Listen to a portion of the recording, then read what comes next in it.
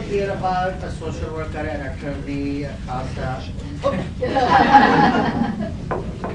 I'm sorry, this is videotape, so I shouldn't be making any fun about social workers, attorneys, or a CASA. But I'm really, really excited. This has been a product based on the last 15 months of work. And for that, I have to give the due credit to Ms. Ross. So Ms. Ross, come up here.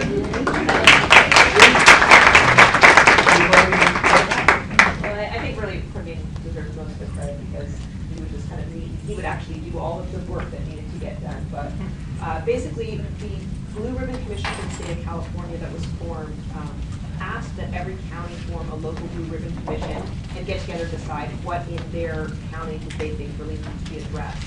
And Judge Lee formed the local Blue Ribbon Commission. A lot of you here are on that commission. And within there, we really discussed that improving reunification and odds of reunification was critical. We then formed a subcommittee on improving reunification, which Praveen and I led together, and lots of you here in the room were on that committee. And within that subcommittee, we kind of decided what do we want to focus on first. And we all decided that we wanted to focus on visitation first. It was something that the clients complained about. We deal with a lot of court time. It takes a lot of social worker resources.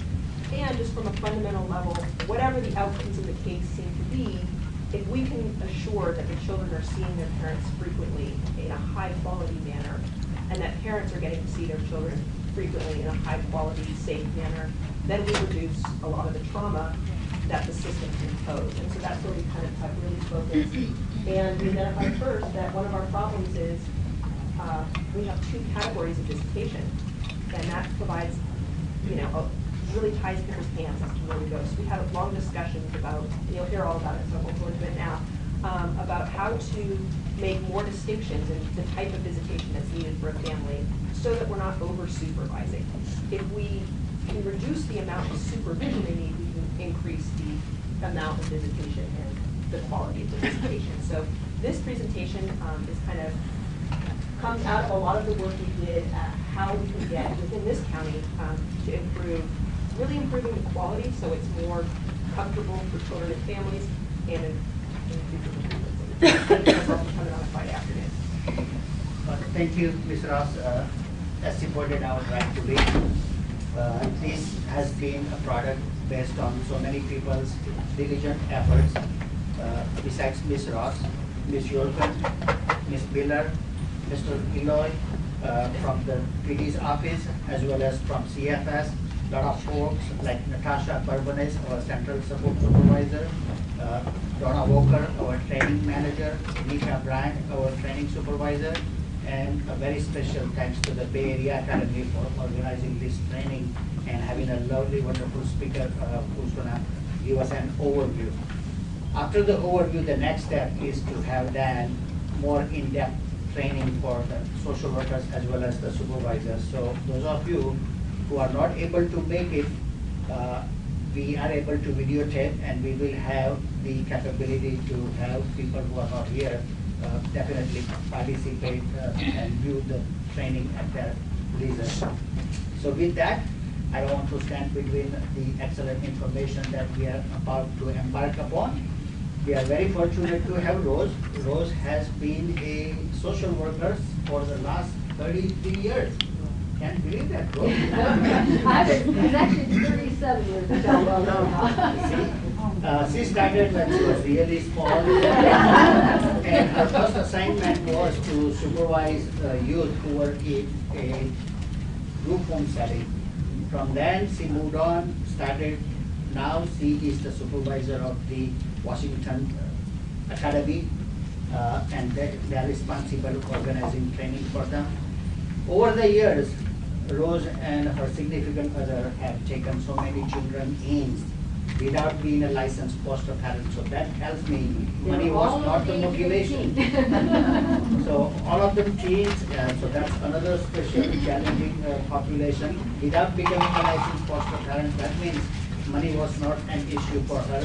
Everything was coming from the heart. So we are very fortunate to have you, Rose. And with that, I'm going to turn it over to you. Thank you.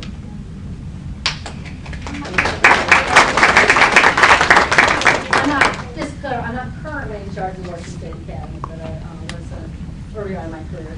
And one other thing I did when I was a baby social worker, or it seems that like I've actually been around for years, social workers, we did this little budget crunch in Seattle, and we were being told by our operating manager that some border services like visits for families because we're having unless we get higher approval because we're having a terrible budget cut. And out of that, our judges quickly figured out what was going on. Out of that came the CASA program. And it's a familiar process. And so years later, after I was out of direct practice, I've been in CASA too, in Seattle, where the program started. So I had lots of different roles, and the last number of years I did a lot of consulting around the country, and I've done quite a bit here in California, so I'm pretty familiar with your system and your lingo and how you do things. But, you know, if I make a mistake, somebody raise your hand or ask a question. And today also, I'll be referring to all the experts that you were talking about who are working on this project. So my job is to kind of introduce some of the laws, the research, the best practices that we know really make a difference. Why do visits make a difference to the children and to the parents and to all three of our outcomes, safety, permanency, well-being. So reunification obviously is one of them, but it really can make a difference through all of our outcomes. And it is one of the interesting services that actually has probably more research than almost any other services when we get to what's as we now like to say, what's evidence-based about really making a difference. And there are still, as time goes up and down, you know, still now and again into a budget crunch and have to make those tough decisions on where to put our resources. So hopefully everybody has a packet. All right. So you have the PowerPoints and a more in-depth packet of handouts that has the citations for research and law. I won't be going through every page of that. You know, that's even a small packet compared to my complete packet. So we wanted to kind of give you that because we want you to not only just hear what I have to say and the county has to say, but to really think through from your different jobs and perspectives about what does this really mean. And it may require you to do some additional reading and thinking about it. The committees have done a lot of work over the last year plus to do that. To really think through when we say that, you know, I'm going to say something today that probably will be controversial in the room. Might be surprising to some of you. I don't expect you just to take it from the word gross. I really want you to use, you know, that professional critical thinking and say, what does that mean? One of the challenges is that there is a lot of research on visits. There's no one definitive research that answers all of our questions. And so you have to, like any good person, professional, read the research and try to make that interpretation yourself. So, as that is our starting point, let's just talk about it. I've already talked to the county about this, so some of the things I say, and county knows to step up and say if I'm going cross-grains with them, but I don't even like the term visit, let alone visitation. And most of us nationally, there's a lot of communities I work with who are really thinking about what are we trying to achieve by this activity. Because what visits and visitation tend to people think about is usually mom and the child in a county office in a little room that maybe has a few toys and an old couch, and you know, and some places have very nice visit rooms, but you know, for an hour once a week, and that's visitation. And I really want you to really expand your thinking about this because there's a lot of other things that get to what we really want, which is connections. In fact, the 2008 federal law called it the Family Connections Act, right? And so we're really trying to help children have connections. And the connections go much deeper than just with the parent. That may have been the maltreated parent. Goes with the absent parent and siblings and all the other people and things in their life that help children be holistic. Because we don't want them just to be safe today. For too long, foster care has been a method of making kids safe today. And we all know that what we really want to be able to look at them when they're 25, 30 years old. Like I can look at my sons now who are those ages, you know, who are, when I started this business, they were a twinkle in the eye, as they say. And now they are young men who are on their own. And like, I can look at them as a parent, and my husband and I can say, we did some things right. Nothing's wrong. We did some things right because they're doing some of the things we had dreamed that they would do to be healthy young adults. And every family has that. They're different dreams what those are, but we want to be able to look at the kids who come out of foster care and say at 25, 30, 35, they are leading productive lives. And to do that requires connection. Kids don't get raised alone. So I really want to think about this in a holistic way as we start the afternoon. Then we're going to get it drilled down into the specifics about how the different levels of supervised visits, unsupervised visits that happen in the county. But first I want to kind of open your minds thinking about all the different ways children need connections to be healthy people and to be safe people. How many of you had a class, had an opportunity to take a class in person or online about child brain trauma? There's a lot of you. If you haven't, please do it. I know fairly regularly different the academies get Dr. Bruce Perry or somebody like one of the national experts to come in. He also has online classes, Child Welfare Trauma Network. So there's great places to get the information. This didn't exist 30-some years ago when some of us started the business. To really know that trauma really happens to kids. Without being, the whole idea sticks and stones will break your bones, words will never harm you. Not true. Right? Not true. Watching your parents in a domestic violence relationship, having, multiple moods and some of the other traumas our kids are involved with that are not necessarily what we used to call abuse and maltreatment, we are now finding have this devastating impact. And that's scary. Quite frankly, when you think about that. But what the other side of that coin is that we want to really also focus in on is that children, almost everybody has resiliency. And by being resilient, you can overcome the trauma you have. Even the trauma's not child abuse. If your parent dies when you're a child, or your family suddenly loses their job and income, and so your whole life shifts for whatever, and however how that happens. There's all sorts of things that happen in our lives. So everyone just take a moment as we get started. You might know all the people who kind of sit right next to you. I know it's a relatively small community. Take a moment, say hello, and don't tell everybody what your trauma was in your life, but think about one trauma you had somewhere. You didn't get this far without something happening in your life, a car accident, or I'm just telling several people I've spent most of my life in Seattle, and now the last 5 years in DC, and we just announced everyone we're moving back to Seattle, and the trauma it's causing other people. My husband and I are okay with it, but it's amazing how the ripple effects. Think about what was that took you through that reality that was before the trauma to the new reality after the trauma. Sometimes you instantaneously. Sometimes it takes months or years even to get there. But that's what we call resiliency. What are the things, the people, the activities that take you from one side of a trauma to the other side of a trauma? So quick at your table or who you're sitting next to, say hello if you don't know each other, introduce yourself, like a 2-second introduction. And what are the things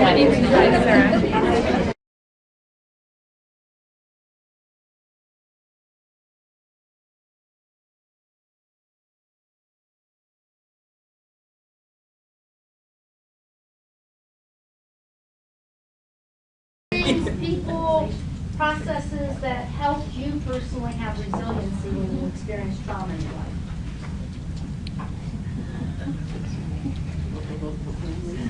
Who's a great person to speak up first? All right.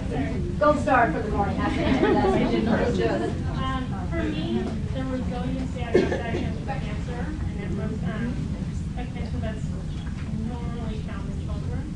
And so I was just telling them that for me, it was little kids, seeing little kids getting treatments as well as myself. And seeing them, and I'm like, it's amazing. Little kids are going through this, and they were playing Nintendo, that's what we had up at UCSF, and all this stuff, and it was just, they were just going and doing their thing. And I'm like, it's not fair that they have to do all of this stuff. Right. And I'm an adult and I'm going through it too. They were the ones that pulled me up. Right. Just seeing them and how amazing they were doing.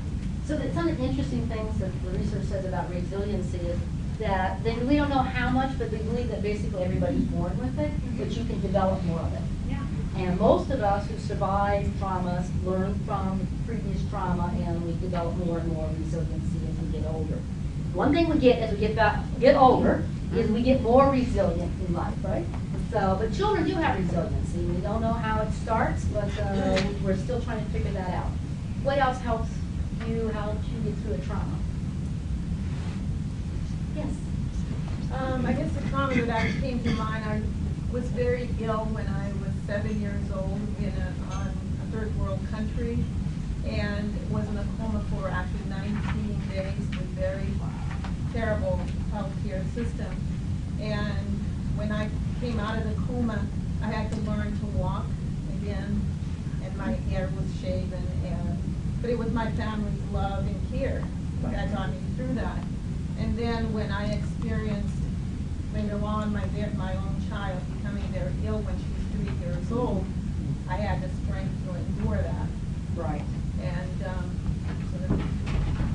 so there's another illustration of what the formal research says. Although yes, we can relate to that, but the research says when you've had connections, healthy connections, and even if they're broken, you are more capable of developing more healthy connections in the future. Right? You had this learning experience that you got through trauma, what helped you get through trauma, and even if some of those connections go away, you can create new ones. So that kind of, I've learned it, I have healthy connections, I know this is possible for me to do it again.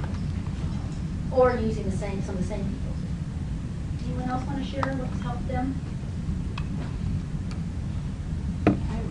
Sure, it's just that moving from another country to here, not knowing the language, I was preteen, thinking I was going to go up to Mexico and find my quinceañera and all that. I came to this country not knowing the language, and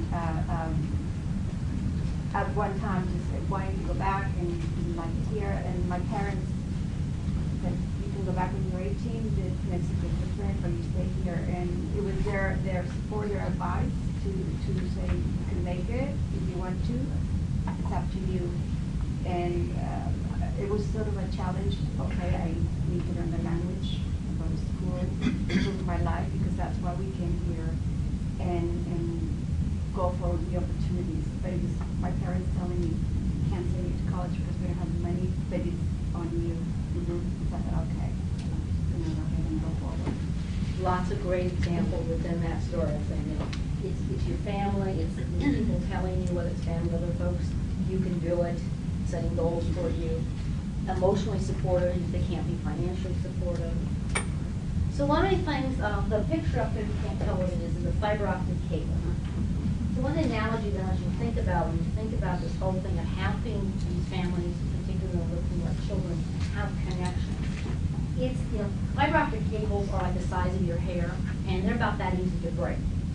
They take a little bit of effort, but one of the reasons that the telephone companies, or now IT companies, everything that uses these loves them for is, versus the old copper wires, is they're much smaller, and if one of them breaks, instantaneously, without you even knowing it, they can reroute the connection to somebody else.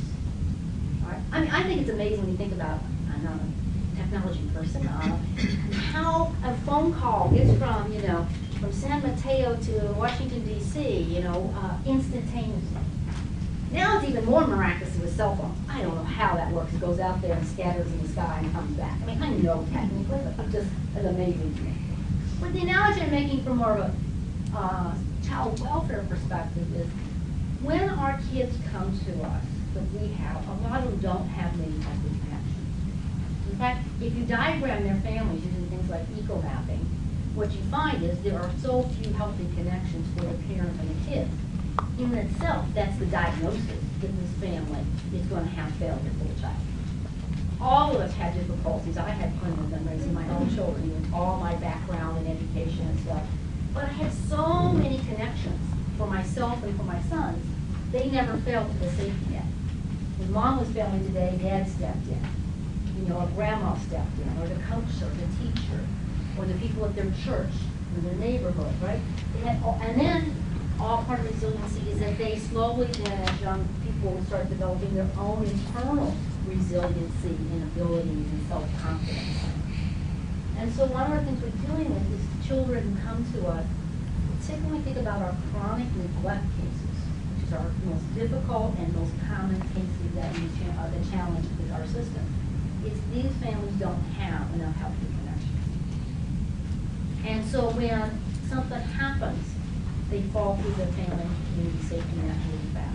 And one of the challenges in thinking about helping them and getting them back home, or if we have to make the decision that they can't go back home and need to go through adoption or other permanency outcomes, is to say they still need those connections. So, I want you to think for a moment and just to yourself, have any of you lost one of those people who was part of your resiliency? A mom, a dad, a grandparent, a friend. But for most of us, that person still exists. And so even if one of those cables goes bad, permanently bad or gone, what we're trying to create for kids with the work we're doing in child welfare, not just visits, is have so many healthy connections. Take a child, come into the system who may have very little healthy connections, and create so many that self-care, the care by their immediate family, by their extended family, their community is there when the next trauma happens. Because we cannot prevent that child will never have a trauma again in their life. We cannot prevent that. All of us will have traumas. So for me, it's been a change, and I know how I was originally taught about what this work was about. It's about saving kids from bad families, and maybe some of the families we could fix, and we did.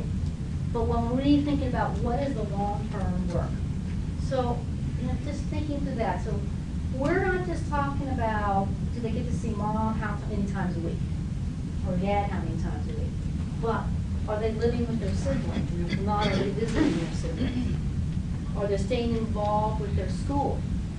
Are they staying involved with their religious, cultural, sports, arts, community connections that make them have so many healthy connections that when they go, wherever they go, to leave our system, even though our worst outcome, aging out of the system, they have so many connections that they have the capability of overcoming the next trauma in their life.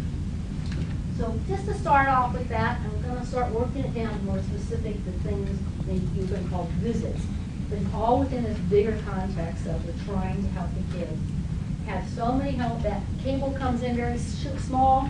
By the time child welfare leaves there, closes their case, hopefully they have so many healthy connections.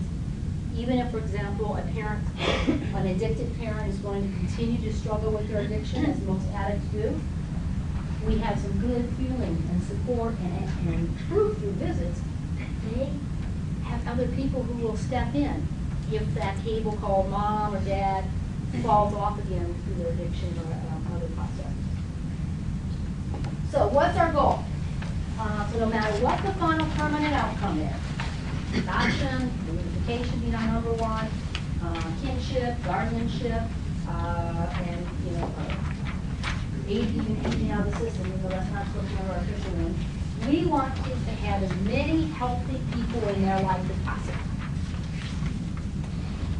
So we need to be encouraging all that, and there's many people who are involved in these kids' lives besides the folks in the room. You are some of those cable connections, for at least a short time in their life, right? But we want to have as many people involved in their life as possible. And think of you, how many of you have raised a child? You're somebody else's winner. Okay, so I just think about how many connections we have tried to have for our sons to make sure, right? When you count them up, it's in the dozens and dozens now. It's not just 2 or 3 healthy people, like mom and dad, they can go to. All right? Our professional goals, no matter whether you're the judge, you're the brand new social worker, your CASA, your attorneys, your managers, whatever it is, our job is to make sure kids have lifelong connections. And that we never place a child in the either-or position. And this happens too much. All right? So particularly some of you have probably experienced where foster parents, relative caregivers, people who are hoping to adopt children, and birth parents struggle over who owns the child, who loves the child more, who knows what's best for the child more. And right now, as many of you probably know, there's a very big national example going on about this with baby Veronica. We just finished the Supreme Court decision. I won't go into all of that, but really look at that and say, there is no King Solomon who can figure out what's best for this child. Once these different sets of families that she has have decided that whoever wins the child legally, they're going to cut the child off from other people. The child loses. No matter who wins, adult wins the child. When we get in win-lose language, the child loses a connection. To love one mommy, you can't love the other mommy. To talk positively about one daddy means you have to say negative things about the other daddy. You can't admit to one set of family that you're missing somebody else. Or even more scary, you can't tell one family about the other family doing something bad to you because you're afraid your whole world will fall apart again. So we really want to think about not putting kids in this bind. It's not either or, it's and. Dr. Joyce Pervone is a wonderful expert in adoption and attachment work. We went to one of her trainings, and she said something that just really stuck to me as well as I've meaning with it. You don't teach a child to love by telling them not to love somebody else. No matter how bad that mom or dad is, how disgusted, angry, whatever emotion you have about, you think about that parent for doing that to that child.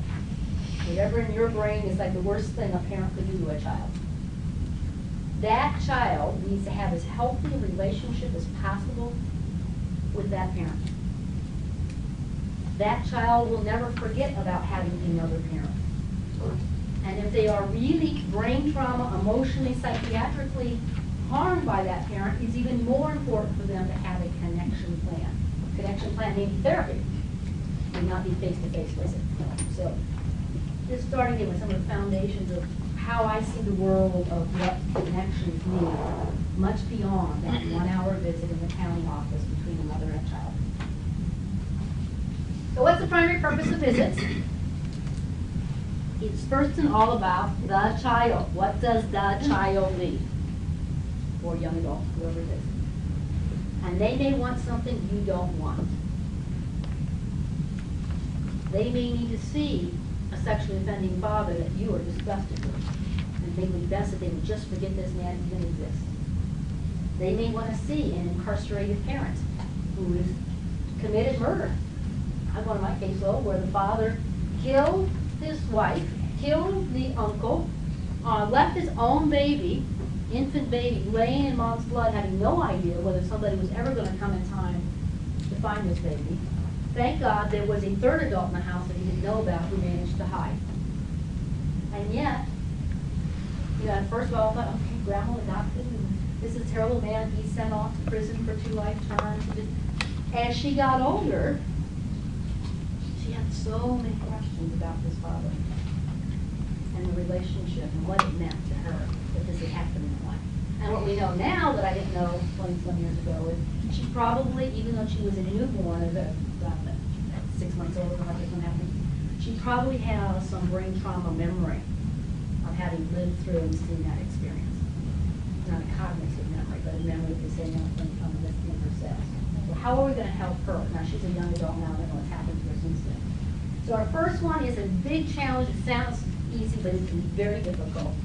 First, thinking through, as we come to the table, whether it's in the courtroom or a case planning meeting, or a family meeting, and as we talk about visits, my goal is that every adult first says, what does the child need from the child's perspective? And of course, if they're speaking at all, somebody's talking to the child to find out what they want to need. And not putting a lot of our values and beliefs into, it would be this better if. The child forgets about that person, doesn't have a relationship, doesn't know what that person did. And I'm just going to be really blunt about a lot of things hopefully today. And if those daddies would just go away. It's just too much extra work on our caseload, folks. The same federal law says you got to go out and find them in 30 days and engage them and their families. And I know, looking mostly at my colleagues who are social workers in the room, I know that's a whole lot of extra work. And I know many, many times I made no effort to find the daddies. So I'm just as guilty as most people about this. It's everybody, not just the mother's side of the family that we must engage with. The secondary purpose of visits is focusing them from the parent's point of view. Moms and dads, custodial, non-custodial. All right. Once we find, if we're missing parents, we find them. That is, how do we use visits to assess them? The ER investigation is not enough. The ER investigation is like the diagnosis, like when you get a diagnosis of cancer. The first, okay, oh yep, the cells say you have cancer. But now you've got to get much deeper into to figure out what's all the other things involved with that. And how does that work within that family system? And what may have caused that? The same diagnosis, the same, neglect or physical abuse allegations that get to court have so much more complexity behind them. So visits are then to continue that initial assessment to get much more clear as we watch the family interact. Oh, now I can see more of why this might have happened in this family. Once we do that, then we use visits to work on reasonable efforts.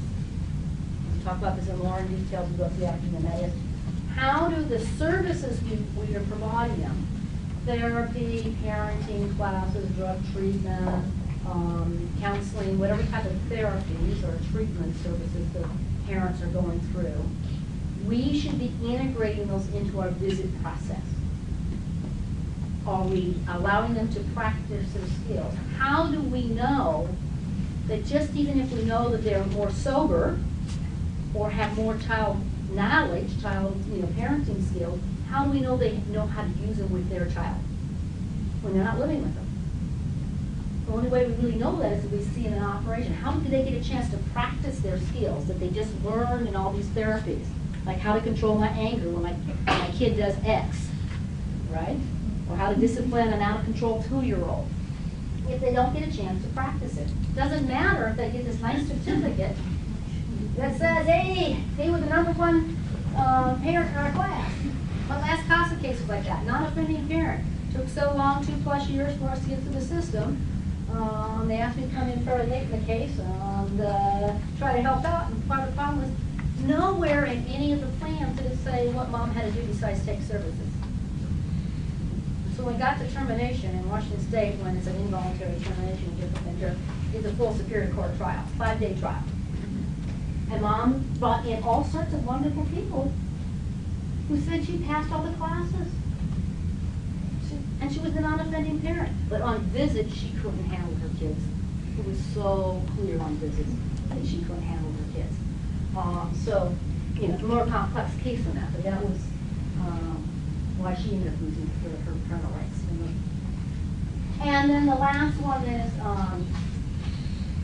well, it's not last up there, but so as we do the reasonable efforts, we'll get more involved. It will later in the afternoon, but it tells us whether they're making substantial progress. That little legal term we talk about. Are the parents making substantial progress? And it's to keep the parent involved in the child's life. You know what? It is damn easy to be a parent 1 hour a week. And a lot of us get that, and it probably comes into the courtrooms, right? And people go like, and the parents' attorneys, and the parent rightfully says, see how wonderful they are on visits. And the social worker's like, yeah, but you just don't understand. It's structured, it's supervised. We make sure all the plugs were in place and everything, right? So of course, and we've got to schedule it when everybody knew they're going to be sober and healthy and the kid was well fed and right, it wasn't real life. So what we want to do is, the county's developed is they're called a step-down process to say, you start out that really highly structured, and how do we carefully, safely, thoughtfully step down from that highly structured, limited environment to an environment that is more real life. And that you can say, not only do they practice those skills and they can do them kind of in that classroom environment, but, Friday night, it's Friday night. A lot of you probably even worked about 60 hours already this week, right? You're tired. You're going to get in traffic, and some of you are going to have a hell of a time getting home tonight. And, you come home, and you're tired out, and your kid's tired out, and they're whiny, and maybe think about taking a glass or two or whatever your favorite beverage, and somebody says something one time too many, or your partner and you start talking and something happens, and next thing you know, nobody's paying attention to where the 2-year-old is. It happens in real life all the time, right? So what we want to think about is how do we move visits from that highly structured place and give everybody some feeling of comfort, because I know you need this, to say, and permission to take the risk to take that next step down and open it up, and the next step down and open it up. So that you can get from that 1 hour in the county office, highly structured, supervised visit, to Friday night in the home, all the way to Saturday morning, unsupervised, and they got through the weekend without the child being harmed. You gotta do it in baby steps, or else you're taking a lot of risk, and most of us aren't. Child welfare, I don't believe, is a very risk-tolerant profession.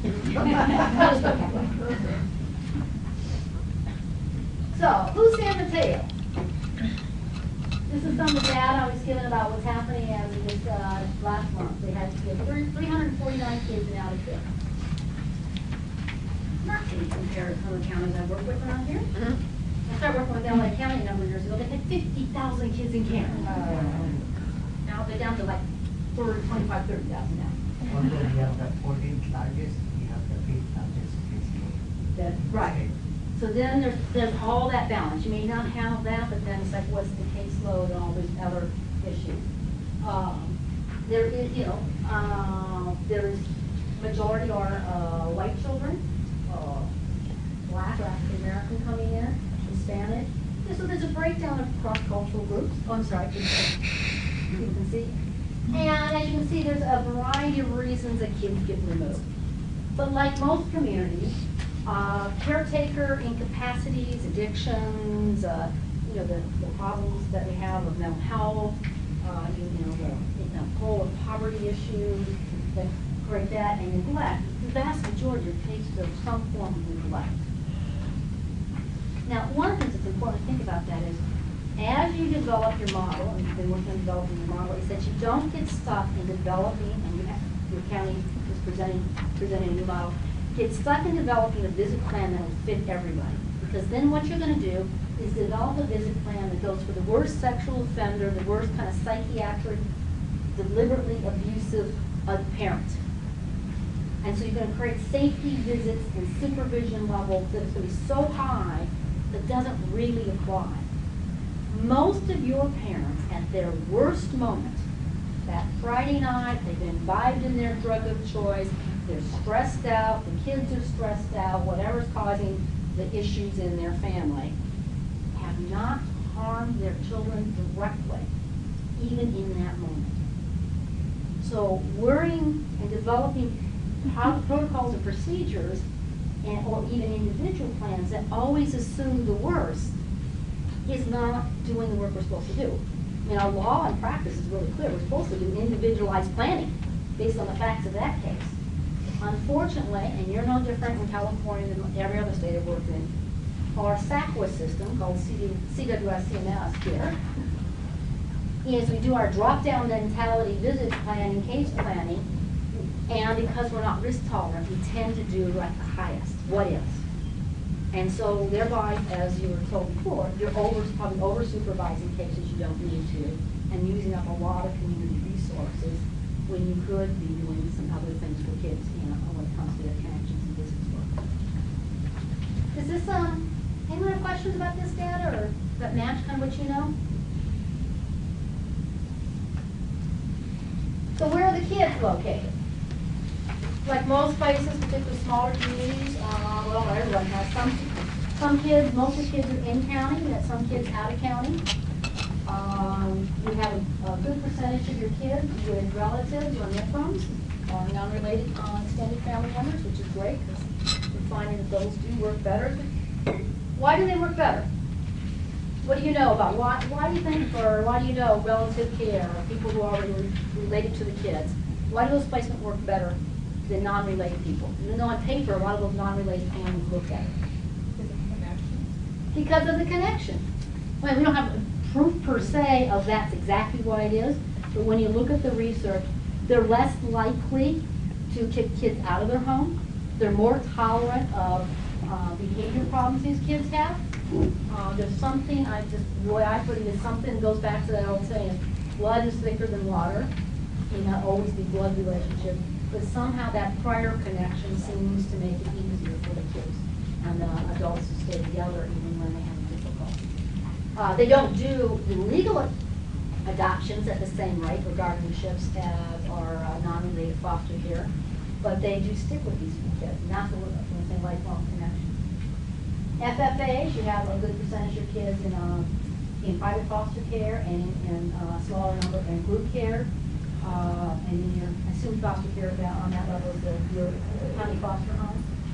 So most of our kids are in family homes relatively close by in this community, so that being able to do connection work, visit work, hopefully is easier.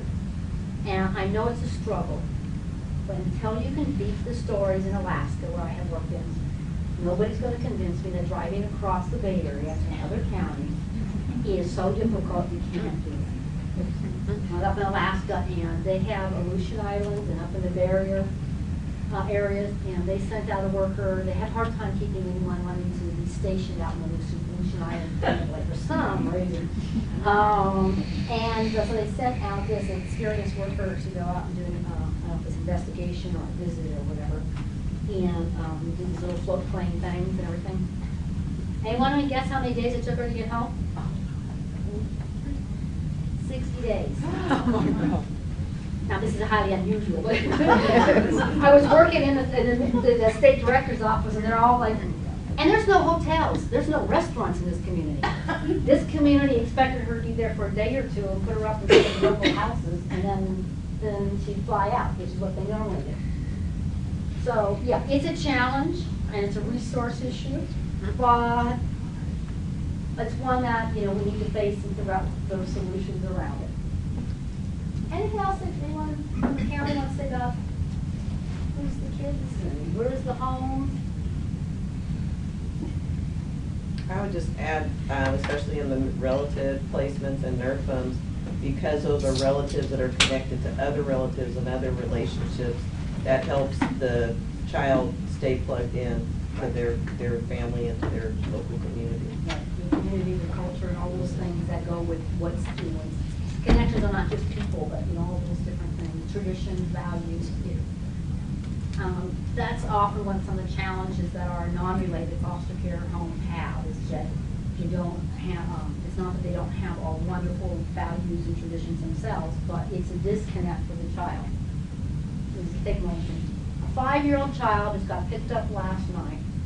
Domestic violence, drugs, child being neglected in multiple ways.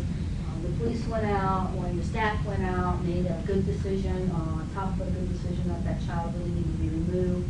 One or both the parents got held off to jail. When you place a child, I didn't have a receiving home to do that, but I'm just going to take the analogy. You place a child with non-related foster home, wonderful, one of your best foster homes you have. How many connections did that child lose in an hour of his life? All of them. And then maybe if you had some great workers, I'm sure you do, maybe a couple of his cuddlies or blankets or something that smells like his house came with him. Maybe some information got crossed between the birth parents and the foster parents about his favorite foods, or if he's in school, what school he's going to, let's make sure he gets to that same school tomorrow. So we're trying better on that stuff. But the reality is that we do we actually add to the child's trauma when they come into care like that. All right, so, because I'm just old enough in the system that when I first came to the system, we talked about safety and well-being. We didn't talk about permanency. And, as part of that, we have to admit that sometimes in order to protect the child, literally to protect him sometimes from dying, we create a new problem, because virtually every child who comes to the system is connected to someone and things. Because if an infant's not connected, does it not attach to anybody, what happens to that infant? What do we call that? Well, okay, I'm going to challenge you on that. Actually, they're not reactive attachment disorder. Most of that's actually children born without the ability to attach, and then they can create that. What we're actually probably seeing is failure to thrive. And I'm just going to challenge again, for you may put in your head if you haven't thought through that issue, reactive attachment disorder as it was originally developed for the DSM 4 or 5, and I believe going on to 6 now, whatever for DSM is just coming out, was meant for the very small percentage of kids who are born without the ability to attach. And now it's been expanded to create a lot of diagnoses that make it really challenging for some of these kids once they get that label. Most children are resilient and capable of attaching. That's the point I'm trying to make. There's very seldom that kids come into our system who have never attached to anyone and aren't capable of attaching to anyone. That's what reactive attachment disorder is. Not to say we don't have kids with attachment disorders of different types, but we want to make sure kids have that. So here's the bottom line I have for everybody when I visit, because I do visit with training, is that there's always hopefully some community agreement on this, because we are gonna have to increase our risk tolerance to do step down.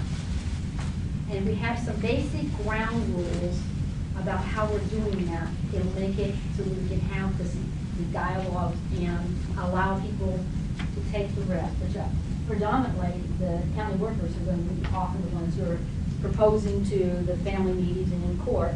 We like to step down, and there are people who are going to be nervous about doing that, right?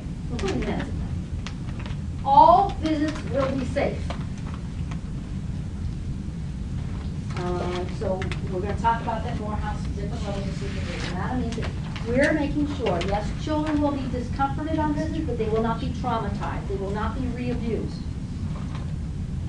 And whoever is the level of supervision needed to make sure that happens is the level we need to put in place. Visits are not about catching mom and dad doing it wrong to say, aha, see, we got proof.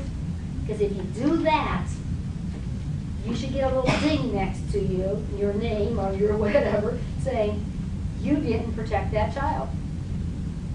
So as much as I'm a fan of step down and that we probably over supervise and stuff, a basic ground rule that anything needs to start with that. Does that agree? That makes sense? Agreeable? That all visits are safe.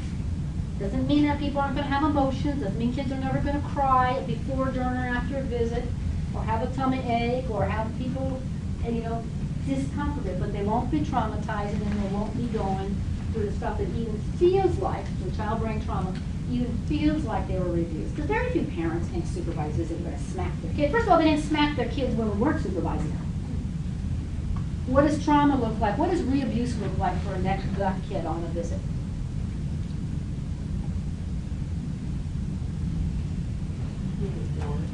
Being ignored. It could be something Not being fed. Not being fed, not being held. Okay. So another form of ignoring. Could even be something the parent says, or the emotional abuse. Okay, they don't have to say like you're no good so-and-so, really obvious things. But did your parents have the look? Like when you're in a public place? Like, you're parenting in front of your mother-in-law, you're in the church. They don't want to discipline you in the public place. Well, every parent has this, right? They know what the look is. They know what the signal is. So what we're trying to do is help that whoever the level of supervisors are, so that we often start at the higher levels and move down, they learn that families and their interactions. So when the look happens, they know what happened to them.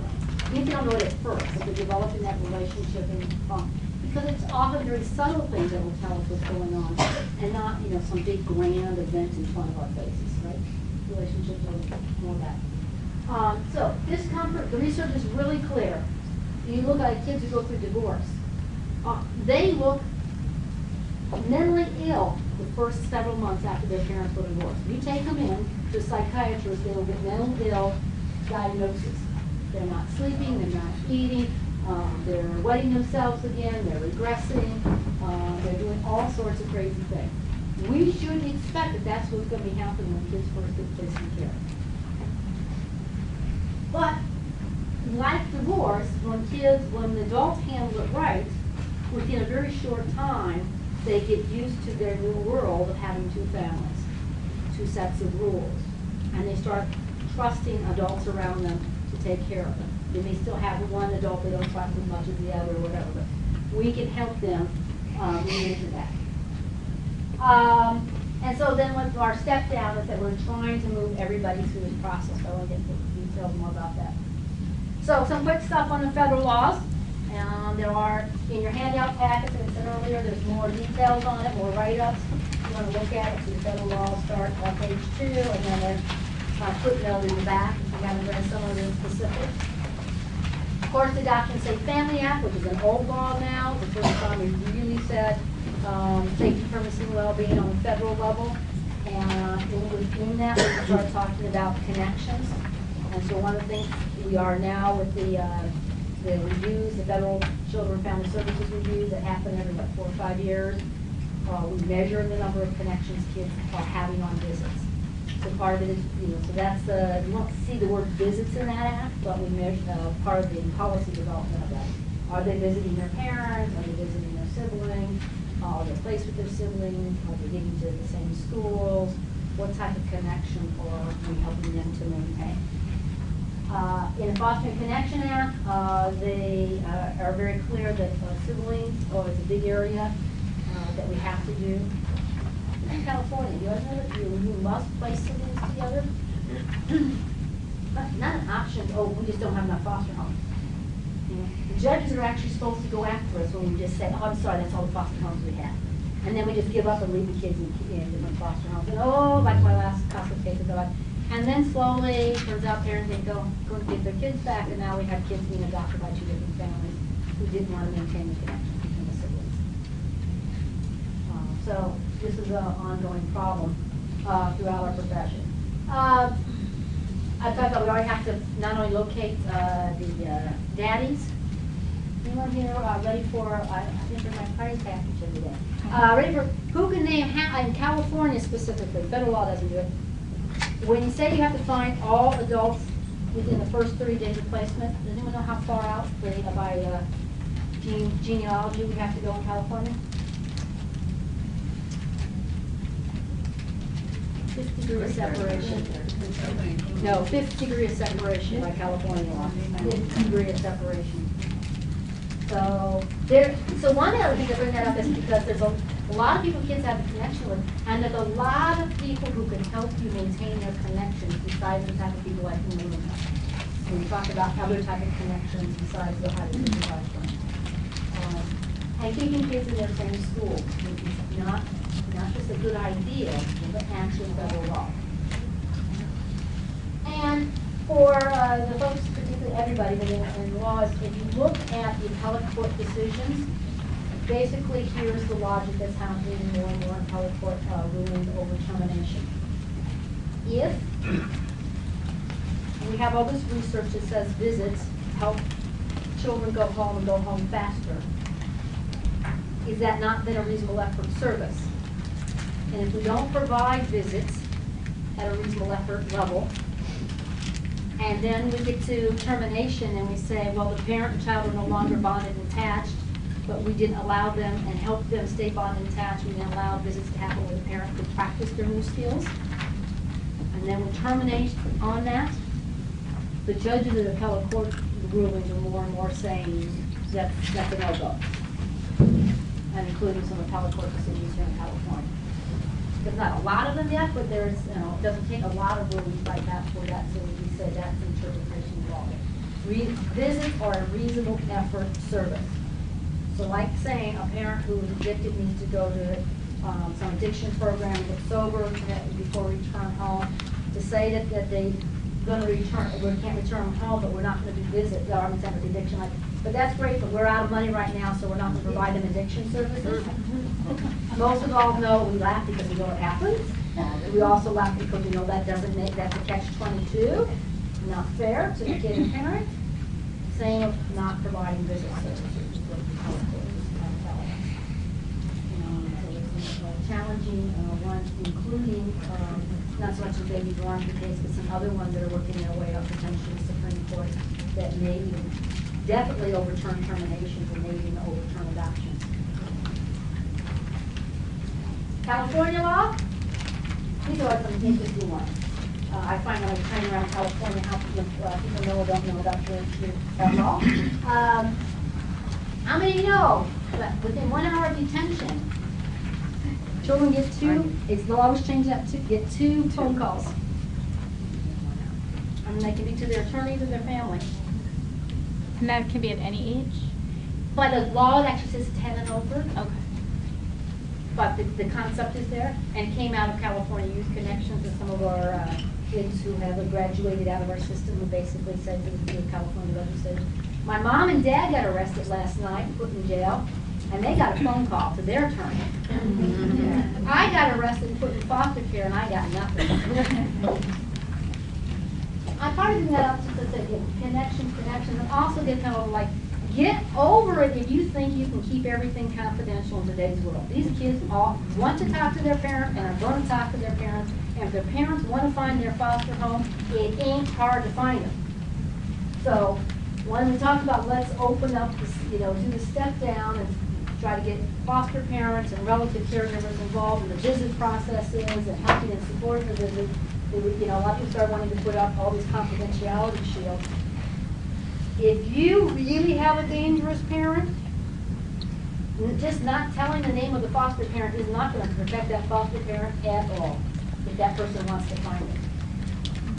You really have somebody who wants to track and follow the kids home from a visit center, a location to find out where the kids are.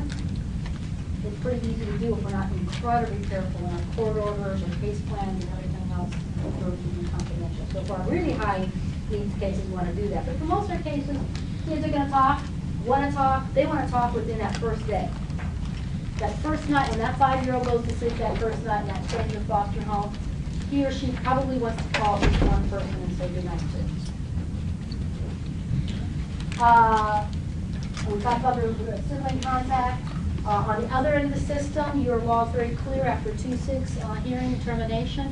There is nothing in California law that prevents a child and parent from continuing to have contact post-termination of parental rights.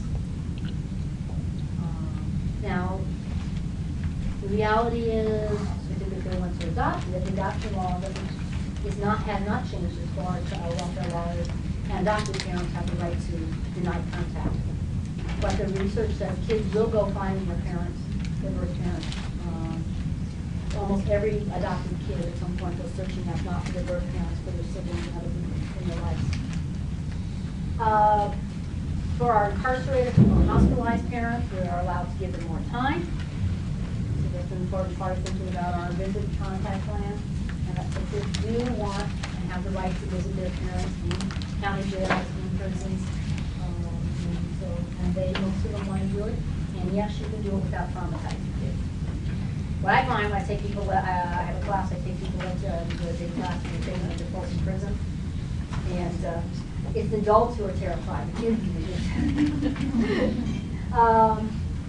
and here's an interesting one, to talk about this and kind of the whole connection issues, and we're just so worried about we want to kind of wrap up some of these kids in cotton wool and make them protected from all the bad people in their lives called moms and dads.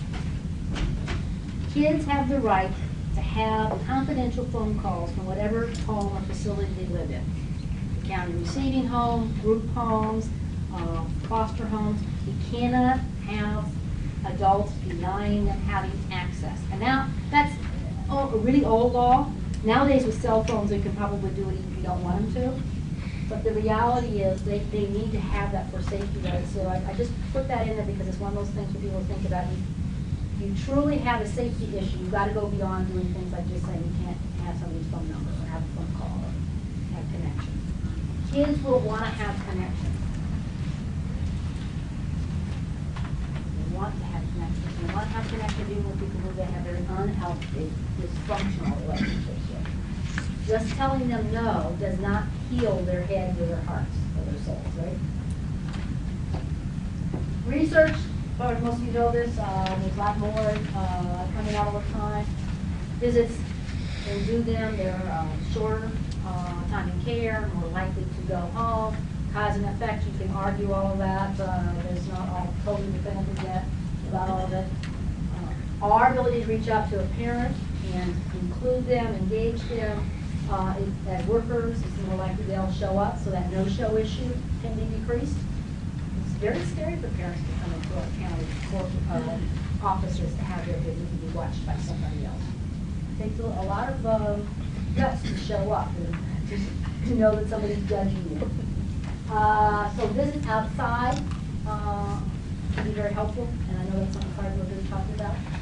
And it is really rare, as I think I've been trying to make it really clear, that the only way to protect a child psychologically, physically, well-being wise, is to have no contact of any type with that particular person, be that a parent or sibling or whoever else. And my bottom line on best practices is if a child is so upset that not only can they not have face-to-face visits, they can't have structured phone calls, they can't even get a letter that's been screened without it being traumatizing to them, that child better be in therapy somewhere. They're not going to get healed by just not seeing that person. And what the brain trauma research says is not only does it live in their brain as a cognitive memory, and for some of our babies it doesn't even live as a cognitive memory, it literally lives within the cells. The trauma lives within their cells is the current belief about child brain trauma. It doesn't go away by itself. All right. I have Yeah, a question, go ahead. a comment. You're right. I had a case that was in court, I guess, yesterday. I represent an 11-year-old, and she was removed from mom's home and placed with dad in the home of the grandmother. Did not work out. The department filed a 387, the child was removed, and the dad had said some choice things to the child during the removal. But after we had the initial detention, I called to let her know the outcome, because the mother's attorney had asked for no contact with dad. Right. And so we had a further detention yesterday. She wrote me a letter saying she wanted to see her dad unsupervised. And then she came to court from Petaluma with the sole purpose of asking the court for visitation to her dad. And she came yesterday. The judge first wanted to, reinstate the no contact. I argued against that, and she finally granted a supervised visit. That child was crying in court and was devastated. And she also, the court would only allow her supervised contact with her dad. And could you comment on that? I could add a little bit more to that. Well,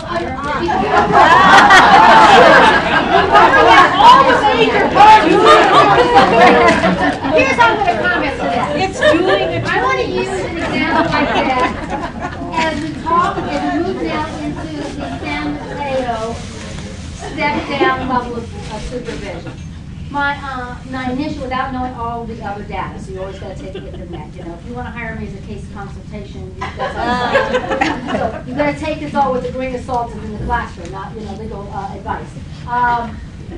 Is that actually sounds like somebody came up with a reasonable compromise. How old is this young woman? She's 11. She's 11. Very mature. An 11-year-old who wants to see her dad.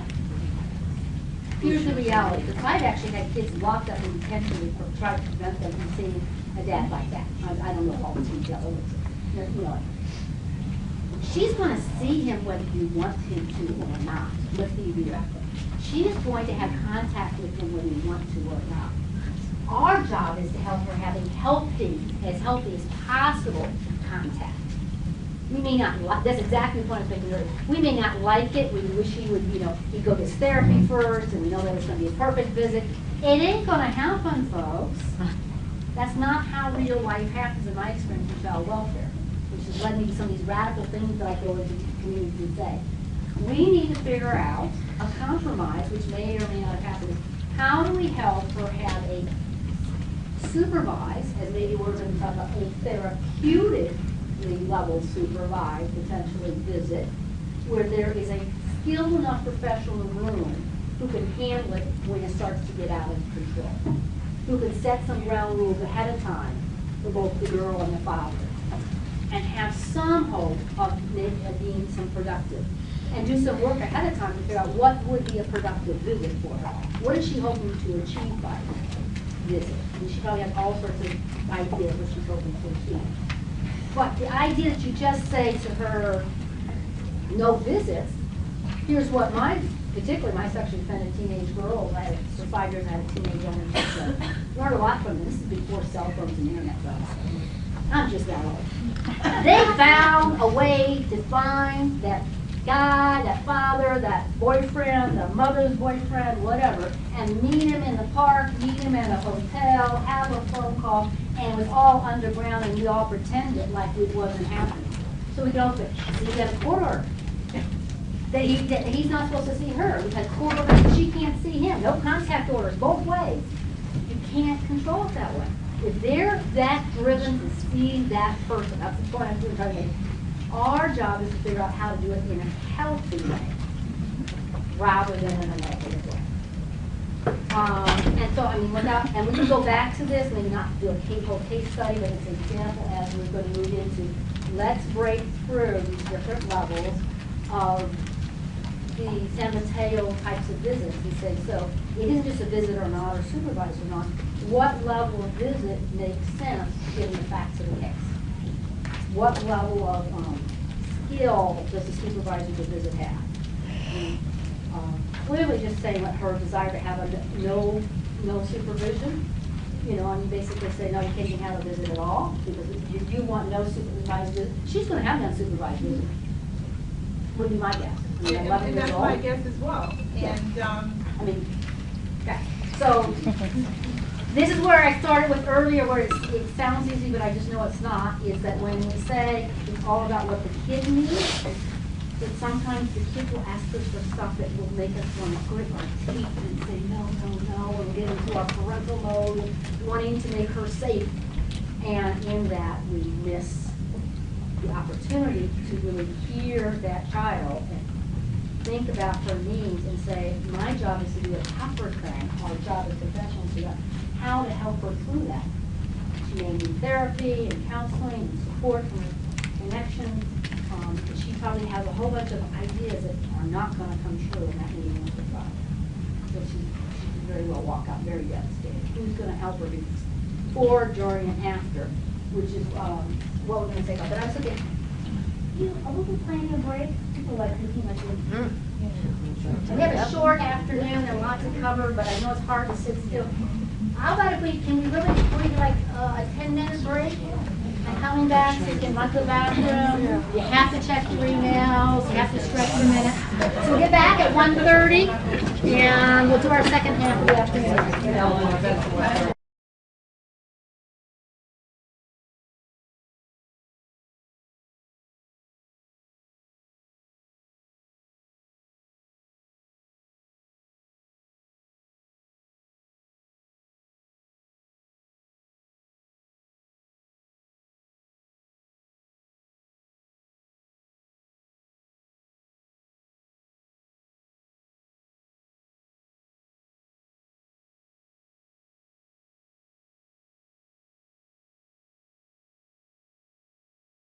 And you all want to get home on a Friday and say bye. Well, that's not going to be happening because I have a plane to catch. 5:45, I'm on my plane. Because I'm not, we don't know. All right. So, I know I have said stuff that you have disagreed with. I actually don't think I've done my job in a room like this if I hadn't said something. Because you didn't come here just to hear what you already knew, right? And here's the problem with visits, is that will always happen. We have different training, we have different professional backgrounds and different life experiences. And we can look at the same case, the same child, the same family, and have very genuine disagreement about what is best for this child. What we're trying to move here in San Mateo, as we are in our profession around the country, is to move into saying, how do we bring that to the table and do it in a way that's respectful with each other's and each other's profession and realities and perspectives that is not going to match, and come up with a plan that isn't going to get us stuck in that 1 hour a week, highly supervised visit forever. I have an easy job here today, so I'm bringing lots of stuff in and mix it all up, and they can think about it, go like, oh, I can't believe what you just said. She's going to let that child visit a sexually threatening parent. How does she know that? Doesn't have just a degree that background. You're absolutely right.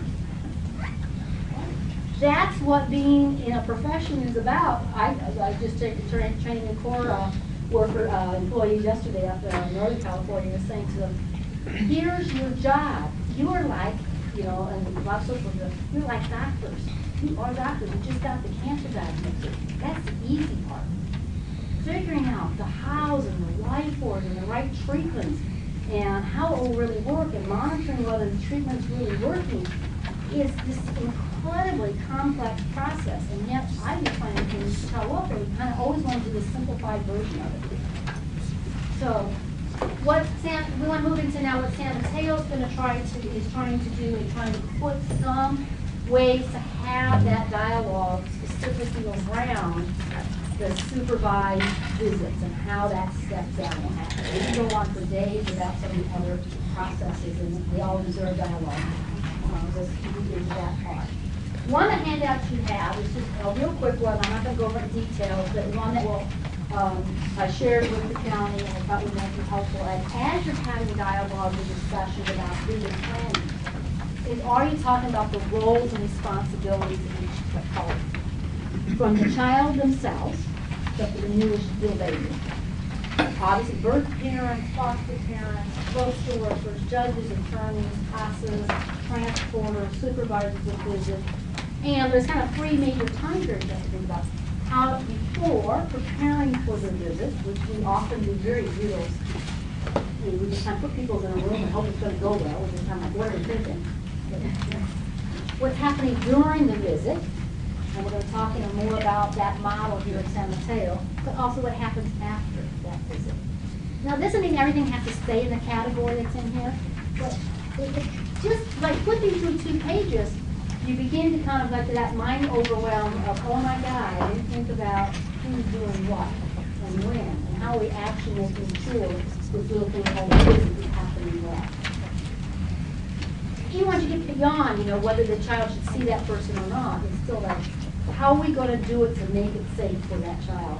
How are we going to do it to make the parent be successful in the visit? Our job is to make them successful, right? Not have a failure. That's just one little tool. We're not going to go over in great detail beyond that right now. I'm going to talk about this really quick, but just here's the challenge with our multiple relationships. When a child has a dependency order, we have anywhere from 10 to 20 adults who are now co-parenting that child. Who are they? They are the biological parents. Right? One of the interesting things we found is even kids who are now, born through donation sperms and eggs and all the other ways that children are born nowadays, they go looking for their biological family. And they never live with them or even in utero with them. There's something we get from our biological parents and we never live with them. We have tons of caregiving parents, and as we talked about, the more caregivers you have in your life, parents, relatives, older siblings, teachers, coaches, religious leaders, all these different people, daycare providers. A healthy child has many, many, many, many caregivers. And the older they get, the more they usually have, and the more environments they go into. So I just also want you to have maybe another little challenge in your brain. If people start saying that the child's got to have every home, every family environment exactly the same, or they're going to be so traumatized they can't function. I'm not saying there aren't children like that, but most children in the world have many, many caregivers and learn to go from one to another. And if they don't learn how to do that, they can't be functional. Like going into school, how do you function in school? Your teacher's another caregiver for you, has a different set of rules, a different environment. Divorced children have different, so sometimes our arguments get all wrapped up in thinking the kids, the way to protect our kids out of foster care is have everything exactly the same all the time. I'm not saying there aren't some children like that, but also there's a challenge if that's really going to provide that child long-term the type of environment they need. Who are all these caregivers that need to be involved? There is such a thing as legal parents. We're particularly aware of that in child welfare, but also like in divorce. Who has legal custody? So, when a child becomes independent of the court, we add all sorts of people like you to the list of folks who are now have some form of co-parenting responsibility. And we never thought about that way. You know, you're the attorney, you're the counsel, you still have some, you're doing some piece of parenting job, either from a legal perspective or a caregiving perspective. We may have run child welfare for the last 40, 50 years, pretending as if we can divide all these jobs up, right up to a job description, and divide all the jobs up, and never the twain shall meet, except maybe in the courtroom now and then, or case meetings, right? You can't raise healthy kids that way. So we have to get into the mess of it. So the same first thing after break of getting together somewhere, courtrooms, family meetings, I don't know, physically getting together as a group of people who care about this child and working through our very ideas of opinions about what's best for this child. And putting our different expertise, opinions, including the fact, one of the reasons I think we get so riled up about this topic is you do come to be a co-parent. You do come to care and love for these kids. When they're just abstract ideas, it's one thing. But now it's Susie who we're talking about going to visit her sexually threatened father. And you care about Susie, and you're really very concerned that she is going to be devastated by what happens in that meeting. Right? So we have this challenge of not living in this world like this, but living in a world, or this way, where the child is the only one who talks to everybody. But living in a world that looks like this, that we do have some different roles and responsibilities, but we blend together, we have to come together.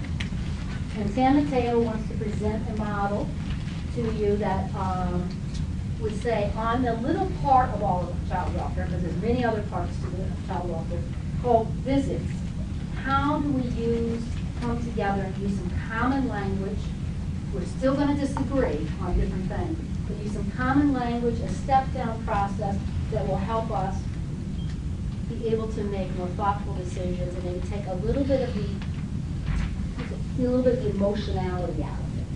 And maybe, not that you should be unemotional, uncaring, but really thinking through this and using our professional judgment rather than maybe just what I personally think is best for a kid. That's why I bring a lot of research into it, and you should continue, as I said at the very beginning, go out, read research. There's constantly new stuff coming out, and bring that to the table as you're working on it here in San Mateo and saying, what really do we know, what are we learning about these kids and about these families that really works to make this happen. San Mateo, there's the Blue Ribbon Commission, other folks are trying to do that for over here, to try to bring this together. A real quick thing on attachment and bonding. Interesting enough, there isn't a lot of stuff out there that is evidence-based, research-based on how this really happens. It's been happening for a bazillion years. We don't really totally understand. But we understand the basics of a baby. A baby feels a discomfort, their tummy's hungry. They express their discomfort Like crying. how? Crying. Crying. How else? A lot of people raise kids, you know. There's more than crying. How does your baby tell you they're hungry? Cranky. They might be cranky. They give off cues. They give off all sorts of cues, and the job of a parent is to read their kids' cues, right? And then a parent, a caregiver, be that whoever they are, don't have to be biologically related. We know that much from attachment. Meets the child's need. The child feels their tummy's comfortable, and the caregiver feels successful. Bonding attachment begins. through the cycle over and over and over again. Why little newborns attach so quickly, you put them in a foster home, they're going to attach really fast to that foster family if they're doing it right. We used to tell foster parents, do not attach, do not bond over that child. Nobody's telling that to anybody now. That kid actually literally needs to have that happen. So yes, bonding attachment is going to happen really fast with healthy, resilient babies. I don't have it up here. Interesting enough, on this real quick side, anyone have a guess how frequently a parent does this right the first time through? Less than a third. But what does a good parent do, caregiver do? You try again. You try a different technique until you learn to read your kid's clues and what works for your kid, right? So I say that really quick because that's what we want to be happening on business when we say we want to have practice and practice and practice. And a lot of our neglectful parents particularly, but even our abusive, physically or sexually abusive parents, this is some of the things that are fundamentals that they're not doing right. We'll pass over some of this stuff for you to step up. Okay, so step down is the model that Mateo is putting in place. And that is the idea, like I said, that you start with a highly structured visit, and then you carefully, slowly, but consistently, hopefully, are moving through. You don't wait every 3 to 6 months to do at the next court hearing a big review before you make decisions about whether it's moving. Particularly as we're looking at trying to meet our legal, our time frames, giving kids permanency decisions made within that 12 months, maybe even less than that for some of our babies. So here's the model, and so I'm really keep looking at all the San Mateo people that get it right. This is your model. I agree with the model. I think it's a great model, but I haven't been on all these meetings and stuff like that. So this is where the kind of nuts and bolts of a lot of today is at. The goal right now is the case carrying worker, the county case carrying worker, is going to make that initial assessment about what level of visits we should start at. The goal is the best practices is within a couple of days we're having the first contact. We're following the California law within a few hours, maybe not the first hour, but the first day there's going to be some phone contact. But what level of supervision? We're going to go through their definitions of that. Should it start with? So the goal is that responsibility is going to be there.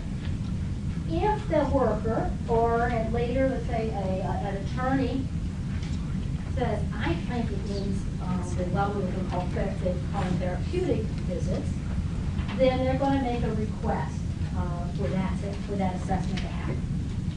Let's make more sense when we go through and come back to some of this where you start with explaining it. So if when that request is made, and let's see, the clinical supervisor here for Natasha here. Anyone know Natasha? Not you, probably going to get to know her soon, right? Her unit will get the request, whether it comes from the court or attorney or the county worker, and within 3 working days, go through an assessment process to decide whether a therapeutic level of intervention is meets the criteria of that. So whatever level it starts at, some cases will start at a higher level because of the type of family interactions and the difficulties and levels of supervision. They're all going to start at some level of supervised visits. Because here's the nutshell. Like, if you can immediately go to some type of monitor or unsupervised visit, the question is, why is the kid out of care? Right? So all starting at that, we're also using those initial visits to do our assessment. Because there's a lot we don't know after the initial ER investigation that needs to be known to figure out what level of safety, what level of dysfunction, what level of strength is going on in that family. Right? So those initial visits, those initial few days are going to be needed to really help the case carrying worker or the clinical staff to decide what is the appropriate place to start. If I could just interrupt for 1 second. Absolutely. So not everyone gets scared. I think when they're talking about the initial, everything's going to start with the highest level of supervision. They're talking about potentially before we even get to the detention hearing, not at a detention hearing, it's going to start with supervised. The idea is that at the detention hearing, we may even start much lower, with some cases unsupervised, depending on the circumstances. We're talking about pre-court hearing. So the goal for the county is to do the best practice, to have visits starting, as you were saying, immediately. So we're not waiting to the detention hearing or further into the case before we have our first contact. You know, so we're going to have contact in those first visits. They're going to have some level of supervision. Probably the first ones are going to be by the case carrying workers, so they're gathering more information, thereby having information to decide what levels we're going to start at. We'll come back to this. It's kind of like a start there. We're going to go through the levels, and we'll come back to this process. So here's the levels. Here's the name of them. And basically in order of how, not totally, and how it's structured is.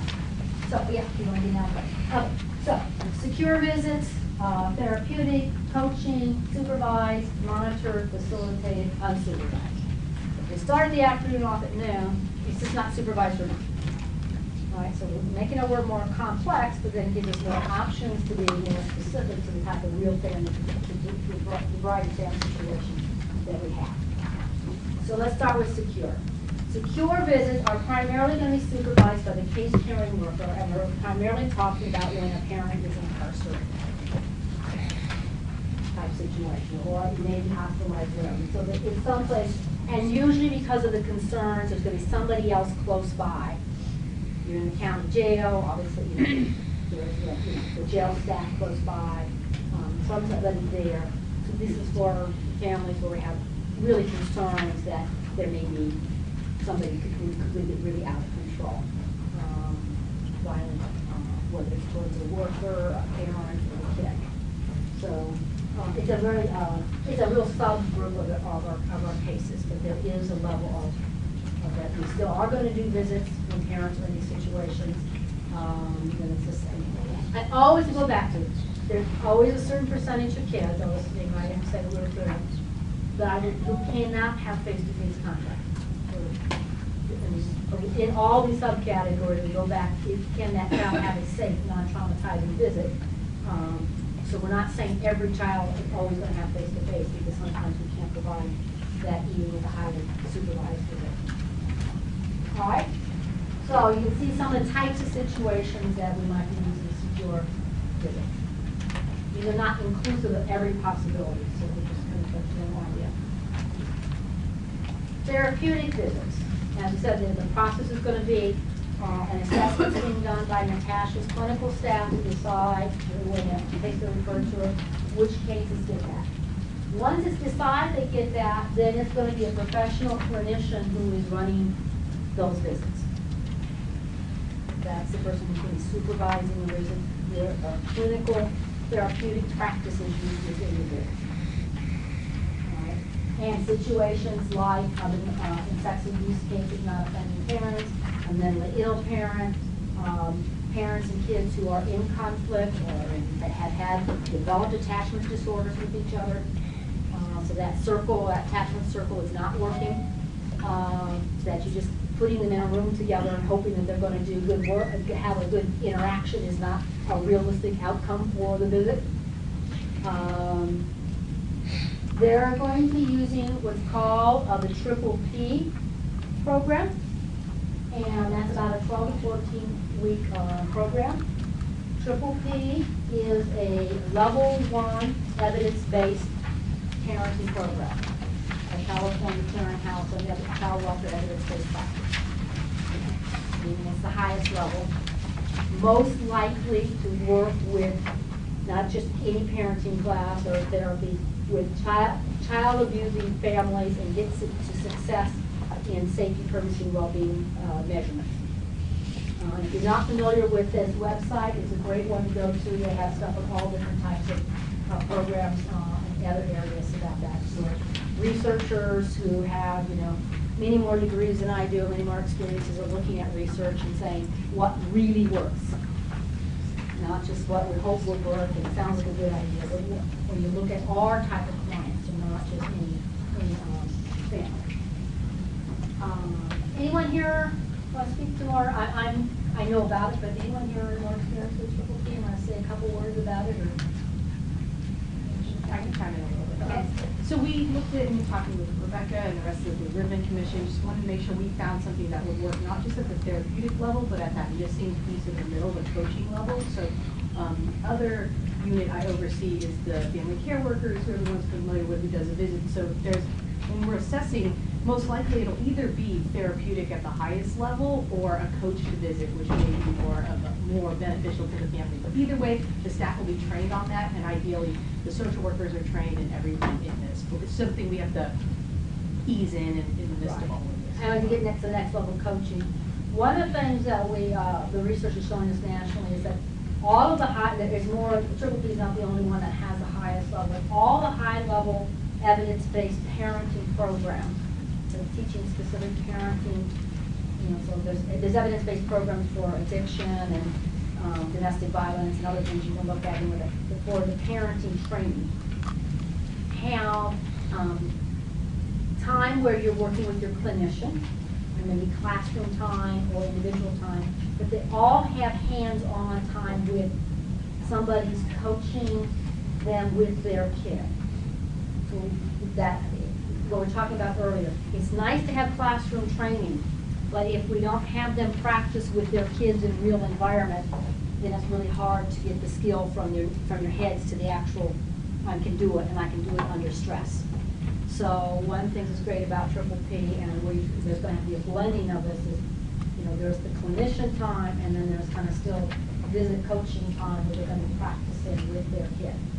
So there's some of those, how that's all going to work out is some of the stuff the county's still looking for. The next level, they're calling coaching visits.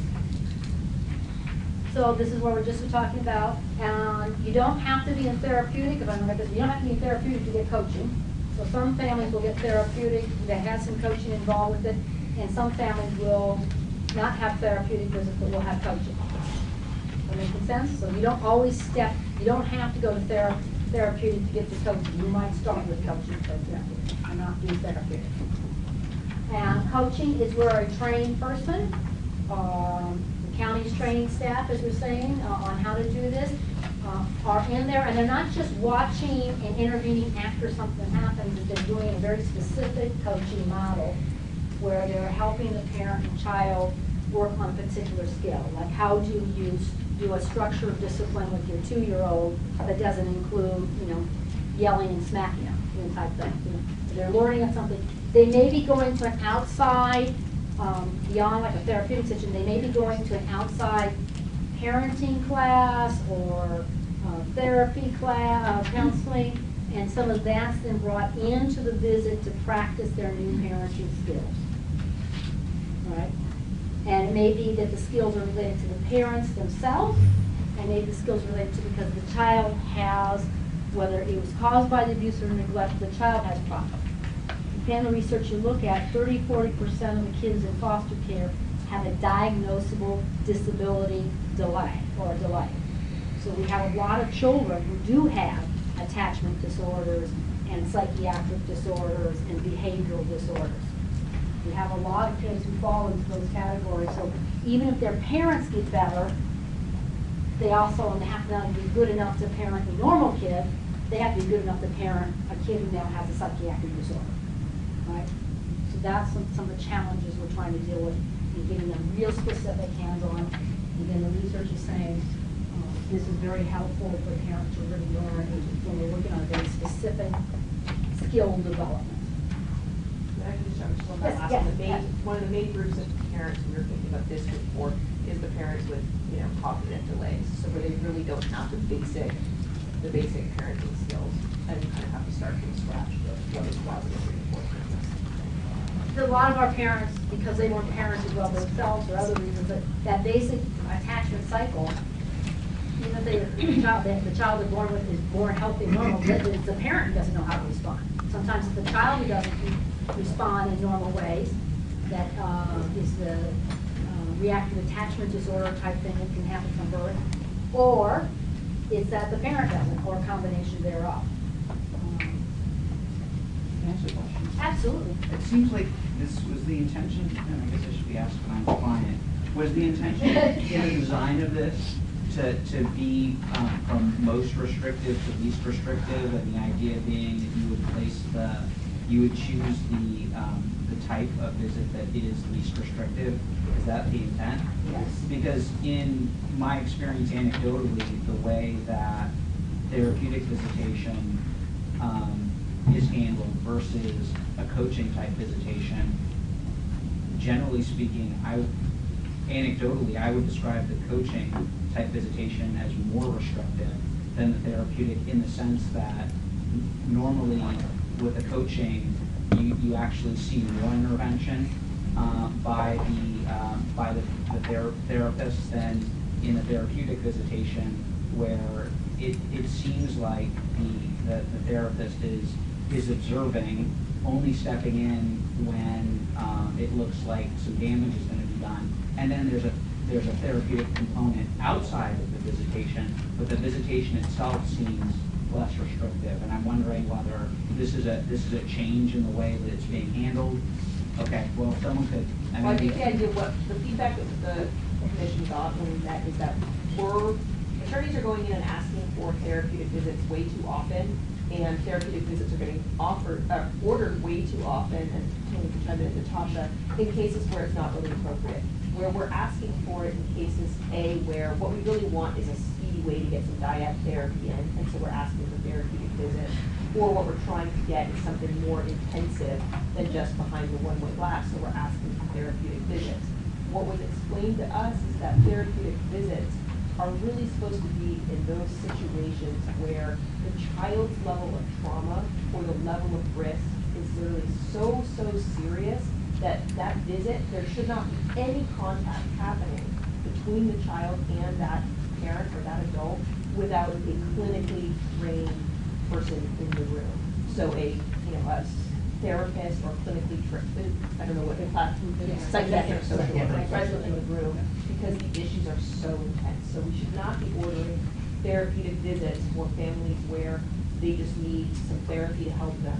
And I think one of the distinctions we can get is, if somebody is in the therapeutic visit category, they should not be having any contact with that parent outside of maybe that session, those therapeutic visits, and maybe the structured therapy. So you know how sometimes we'll say, let's have them have therapeutic visits once a week and regular supervised visits, the other times of the week. What we learned from the feedback from behavioral health and from Natasha's unit is that's not appropriate. If somebody's getting therapeutic visits, it's because literally there's so much dysfunction and problems that it requires more than even a regular social worker to be in the room dealing with the situation. I just want to observe, and obviously, learning anyway doesn't really. If you're talking about based on, if visitation continues to occur as I understand it has occurred in the past, and therapeutic visitation remains what I have seen therapeutic visitation be, and coaching type visitation is the same thing that I have observed visitation to be, I guess I'm a little concerned, and maybe this is not the right venue, that that treating these two, both therapeutic and coaching, as being somehow a step down from each other might not work. But It's actually not perceived that way. No. It's a kind of a continuum of back and forth. So for instance, Okay, that a makes more visit sense. could be at coaching and need to go up to therapeutic if, let's say, a You just client. use the word up, though. That's what I'm. That's what Yeah, I'm it wondering. happens. That implies a spectrum, and I'm just saying that in practice, It's not a linear process. It's It's not- not linear, Not so. okay. Well, We these are just side using by side, and I terminology. have less concern. Yeah, it's side by side and it's moving depending on what's going on in the family household. If I'm correct, what I understand what you're trying to do, and this is getting, where language is so difficult. Yeah, I just. For example, a family could be in coaching visits and be getting therapy, but that's different than therapeutic visits. Right. So it doesn't, so you could be in unsupervised visits and having therapy still going on. Right. Right. I think the way in which it's seen as somewhat linear is that the thought is that there's going to be many more families who can benefit or need coaching visits, and they don't have the level of crisis and dysfunction that a therapeutic visit requires, but they simply don't have the parent to skills or they're very low functioning. And so the idea is that's considered somewhat less restrictive just in the sense that there are a wider number of professionals who can supervise and provide that. Therefore, there's greater access to that service. So in that sense, it's less restrictive. When we mean more restrictive, I think it was coming from the idea of you have to have a higher degree trained person in order to conduct that visit. And all I was observing is from a parent's perspective, I think that a coaching visit is probably going to seem more obtrusive than a therapeutic visit where the therapist is simply in the room and assuming nothing bad happens, isn't getting involved, whereas a coach is actually interacting with the family. Maybe Tony and Natasha. Yeah, Can you chime in? Well, my understanding is that the therapeutic visit program, I mean, that's a very structured model. It's a specific way of intervening that is different, separate from coaching. It has coaching elements to it, but it's also got a much more involved kind of intervention quality to it than coaching is teaching, as opposed to what's needed in a therapeutic visit. And so the psychiatric social workers that do TVS are especially trained in that model. And it's separate and different than what the clinicians in the room do in dyad therapy, family therapy, individual therapy. They may work together in concert towards the same goals, but they're doing different functions. Natasha, if you want to add. Absolutely. And a lot of the coaching happens before and after, so it's not like the whole time we're intervening and all that. It's a lot of pre-prep now, which is a new way of looking at it. Like, hey, last time you brought a diaper, look at you brought a diaper and a bottle this time. And it's letting them have a natural visit and then talking about it at the end to coach for the next visit and the next one. Therapeutics are totally different dynamic. I don't want to hijack things any further. I just want to observe that sometimes some folks in the system can be very linear in their thinking. And if you create a straight line up and down, and you say therapeutic is more restrictive than coaching, and you don't put them side to side on a graph, people are going to say, oh, I can't, I can't do this. And it isn't as if, maybe the other way of saying it isn't like if your family gets coaching visits, then you want them to get that somehow they're missing something better by not getting therapeutic visits.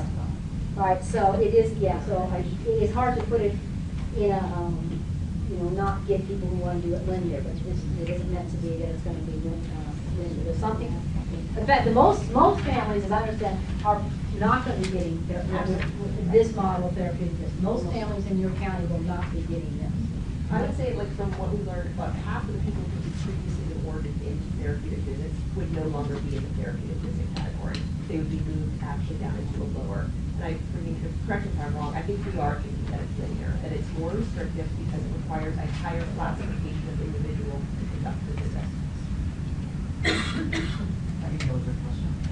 Well, my question was going on to the coaching. Was the purpose of coaching to eliminate unnecessary use of dyad therapy for that? Well, it's the idea that we were ordering people into therapeutic visit in order to get coaching, but that we didn't have this other category. So by creating this category called coaching, we don't have to put people into therapeutic visits just to have training so the parent can get visit. So it's a part of concurrent planning that often doesn't get talked about. Most people know what the concurrent planning model say. You're working on reunification, same time you're working on potential for guardianship. Another part of concurrent planning that the original model that came out with one of my colleagues, Linda Katz and some of us in Seattle, is that as you're working on visits and connections, there should be some parallel concurrent track about what is the therapeutic service and other type of services going. And you're constantly measuring back and forth to say, are we seeing the type of progress between these two things? So one doesn't eliminate the other, but they help assess. If the parent's really making a lot of progress on visits, but not in therapy, we have to talk, okay, so what does that mean? Or they're making a lot of progress in therapy, but not on visits, what does that mean? We've had these had them disassociated for too long. So we're trying to figure out the way so it doesn't, it gets more messy than having, this nice separation as we've done it for a long time, like having things in these categories. So so that makes it more difficult right now as we try to imagine this new world about what all these different titles are going to be and what they really mean. Are we talking about reassessing all of the cases in the system, or are we No. just saying this is being implemented with new cases that are going to be filed? Now, my understanding is that around September 1st, all cases will have qualitative lending categorization.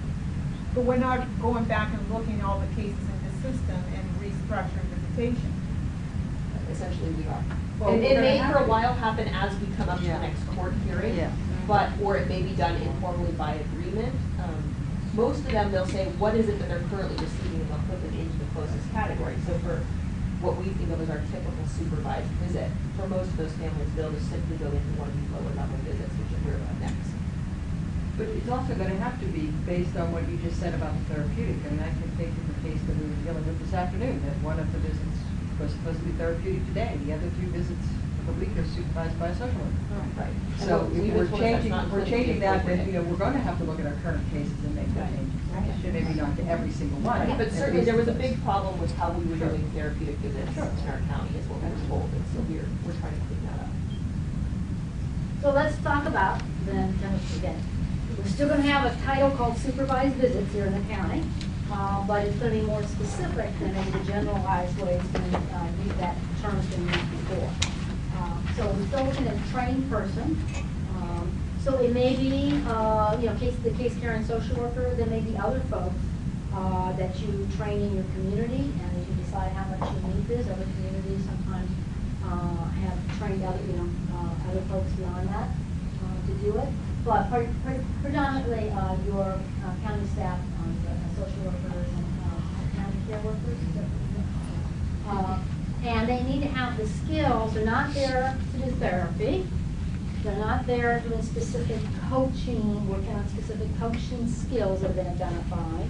But they still need to be able to intervene and look for all those safety issues that we talked about at the beginning of the afternoon. Right?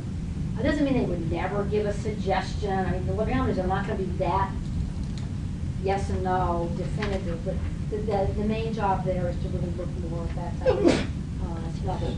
So a parent and child who are having a pretty healthy, normal attachment, bonding, relationships going, it doesn't require that higher level of skill and intervention.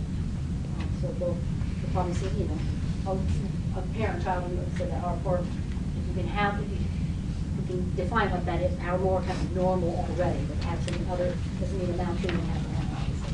So a parent who has shown some inappropriate behavior, but also shown the skill to follow through, and not have to have a high-level intervention at a time. You aren't afraid that they're going to spout out and say terrible things to the child right in the middle of the visit, before you could stop them, type thing. And we're also then looking at, in the step-down process, that we could probably get out into a broader community, family, location, because of the level of trust that this relationship is stable enough. It still needs some level of eyes and ears on the child during the course of the visit. Monitored visits. So definitely here, this part we definitely are looking much more specific at a linear step down. Okay, the parent's been doing well on the supervised visits, and slowly, that this is not for me, I don't see this as like, now you're here, you're structurally here, but we're kind of looking, okay, maybe the caseworker, the social worker walks out of the room or the home or whatever for a few minutes and comes back, and it slowly gets more and more distance where we're not in. So they're kind of drop-in type supervision is the way to look at it.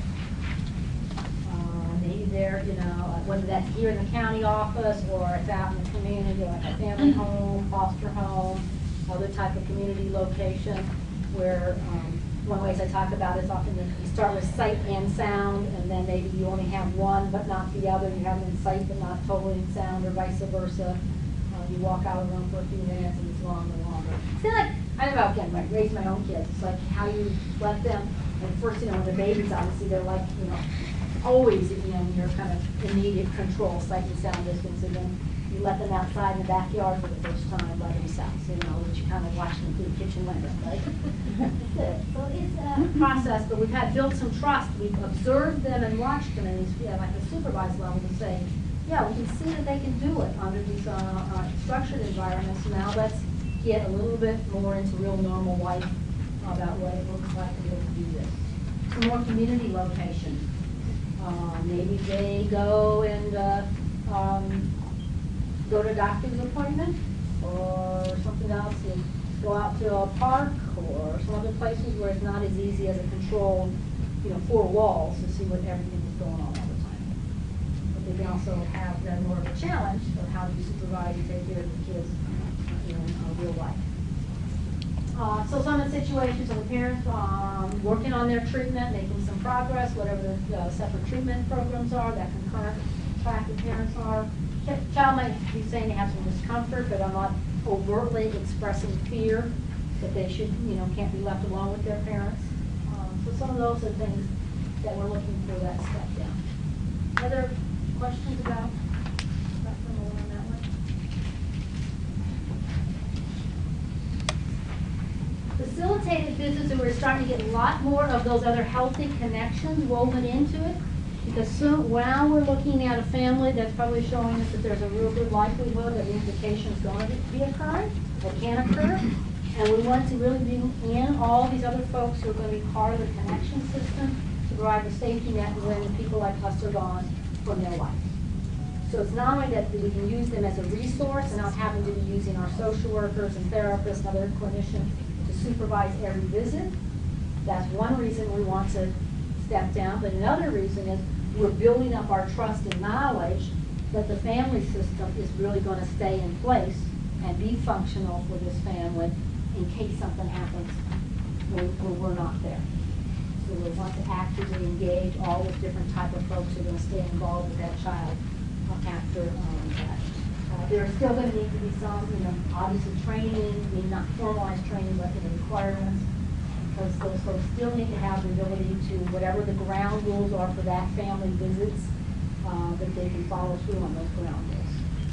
And that they can step in. And one of the things I always talk about is making sure that whoever is supervising and monitoring visits has to be able to, not, if you trust them enough, you have to give them authority to say, if on a given day it's just not working, you know, we all have those days. And some days my husband would come up to me, to his long teenage son, go like, Rose, why don't you go upstairs and take a bath for a while? I'll take it. That's the gentle way of intervening. To more specific of saying, you know, today it's just not working, and rather than do that attachment cycle wrong again, or worse yet, do an abusive cycle, we want to have those people skilled enough to say, today it has to stop. You don't have the therapeutic skills to do the intervention, if it, you know, suddenly disintegrates in front of them, but they have to have the skills and authority to say, and when you trust them enough, to say, yes, the court ordered a 3-hour visit. The one thing I always tell my parents when I was supervising visits is you really don't want to insist on a 3-hour visit when today you can't get along with your 2-year-old for 3 hours.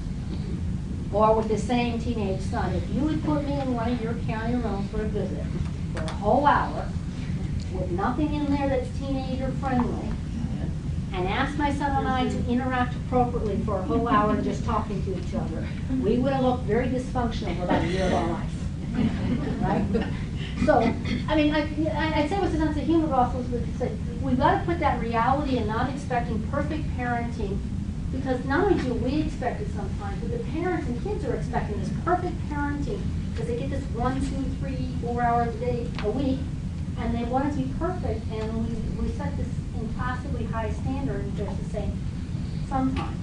So that's one of the issues, is they're not necessarily trained at, you know, these different higher levels, but we do also need to have some level of agreement about that you're going to develop what, who's capable of doing this, and what level of responsibility or authority are we giving them. I know that is stuff that will come back into the court. Right? Parent asked, that was supposed to be a 4-hour visit, and somebody decided they only got 3.5 hours this week. We have to balance, you know, we wanting to have, and you ask me, you can tell, and huge advocate that visits need to occur and contact needs to occur, but not if it's going to be a dysfunctional interaction. That bonding, attachment, parenting, child interaction is not effective today, and the person who's supervising it is not skilled, how to do that intervention. That's why we're having these different levels. So some families need this level to have it be successful, non-traumatizing, and most of our families need to work at a different level. And any family who eventually is going to get reunited has to go through these levels. Because then the last level is unsupervised.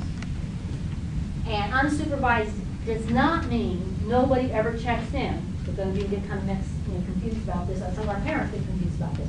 How come somebody dropped in? How come somebody called me, or I had to call them, or they called and talked to the kid afterwards? Don't you trust me? I thought I was supposed to have unsupervised visit. Unsupervised doesn't mean that there aren't natural helping network, and including us, who aren't still doing some check-in to make sure the unsupervised is really working. So that can be a confusion for some people too. Yes? So I realize that the plan for the initial visit is by the case carrying social worker, that that social worker determines the initial kind of level. I'm curious down the road when other providers are involved, like the child's therapist or the CASA worker, things like that, what is the plan for kind of implementing the provider network to help gauge the level of visit? Well, I think the idea is that at each court hearing, when we set the level, we also set to what discretion the social worker has to move down, and that within that, it's considered that the social worker, in deciding to move down, is supposed to consult with the collaterals. And it may be, okay, social worker has discretion to allow facilitated visits, but only upon, the order may say, but only upon, consulting with child's counsel and consulting with child's therapist. But the idea is that we don't have to go back to court constantly and do these JV 180s constantly to move down, but that at a court hearing, we give enough discretion to move down, and if we have to put in, okay, they gotta notify child's counsel for, I assume most parents' counsels are gonna always be fine with it going as unsupervised as possible, but you can put those additional checks. You can move down a level with, after consultation with therapists. And then to move up, we would always be a Right, and then, to move back up. Unless there was a court order that says they have the discretion, if the court order says we have discretion to move down facilitated, then obviously they don't need a court order to go back up. Right. But if wherever it is set at, if you wanted to move from a supervised visit to a therapeutic visit, there would need to be a court order. So that's kind of the idea, is to give the flexibility so we're not picking up so much court time. So it's like kind of an informal process that would be like on the phone, like calling, it would be phone contact kind of to make that determination, or is that going to be like in a court report? As we kind of fine tune this over the next, 6 weeks or so before it gets implemented, that's something definitely we can think into, which is, should we have it be part of this process before you step down? At the minimum, the social worker needs to have consulted with the therapist, and consulted with CASA and consulted with minors counsel, before they exercise that discretion. The expectation is that collaborative communication should be occurring all the time. Yeah, that's the expectation. No matter. That's the expectation. But just like any other process, Rebecca is right. Getting all those circles together, Yeah. those 10, 20 adults together to discuss it. And one of the challenges that also happens in most communities is begin to have more of a dialogue about, so what are the specific parenting behaviors we're looking for that would tell us that we're ready for a step down? There shouldn't be just in the head of one or two people, but to have that sometimes in messy discussion. We won't always agree. When we see parents do this or that, we know they're making enough progress that we can step down. If we see this or that, that might mean that we need to step up. So it doesn't always go just down. Sometimes stepping back up might be necessary. One of the things, the common way that I see this happening in communities is, let's say the parent's doing really great, you're stepping down, you maybe getting to, let's say, facilitated visits, but now you decide the visits are going to be much longer. You may decide that you want to do, for these short time, step back up on a little bit of level of supervision as you see, or you're moving from a structured environment to like the family home environment. So it isn't always a straight linear process because we're not looking just, if we were just hypothetically looking at 1 hour a week, forever, then maybe it would be more linear. But there are many other things that we are progressing on besides level of supervision. Longer and longer time periods, more and more frequently, more and more difficult times of the day or days of the week, like going to a Friday night, situation versus, the middle of the day on Tuesday, where things might be more difficult for the family for different reasons. So we're looking at other areas we're progressing at the same time. So if you just focus on supervision, then it kind of loses a lot of the other intricacies of what we're progressing on many other levels at the same time. So sometimes to move up to a much longer visit might mean, at least temporary, taking that half or step back to another level of to make sure we're being safe with the kids. So that's another kind of complexity of thinking about how this happens. So those are the levels that this county is going to begin to implement. In September is the goal, right? It's not going to happen overnight, as I said, that's good.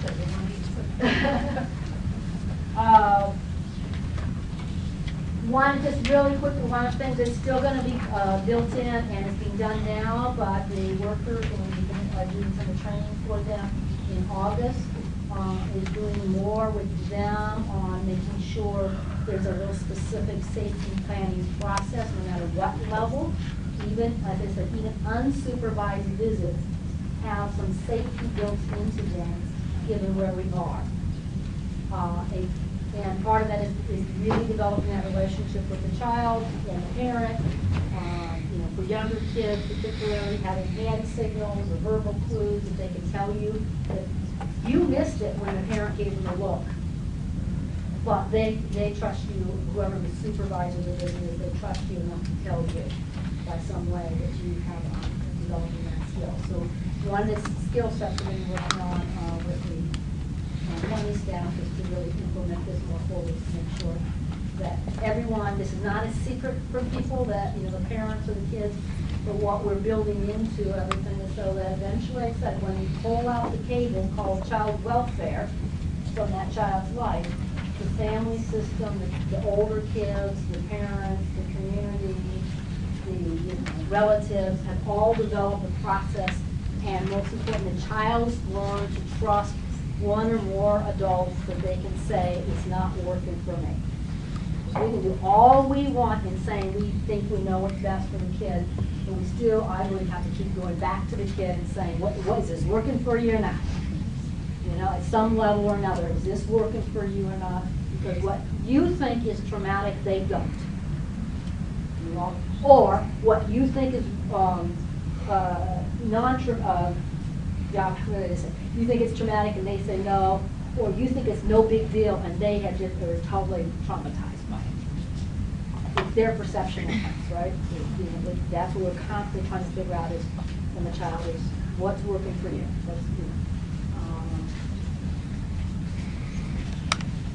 So as I was just saying, progressive visits, the model that the step down works in a step down with supervision is that we're looking at the other elements of the visit plan besides just safety. Length, frequency,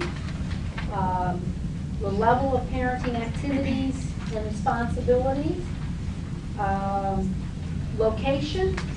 So we have a number of other factors or elements in the visit plan that affects, but the idea is to start wherever we start and say, that 1 hour supervised visit or coaching visit in a structured environment, that we have to find a way to do those baby steps to get to the point for the kids who do go home is overnight, unsupervised visits.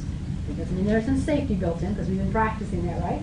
Unsupervised visit, successful, of course, not perfectly parenting, but successful, in the family home with all the people who are going to be living in that home when the child goes back permanently.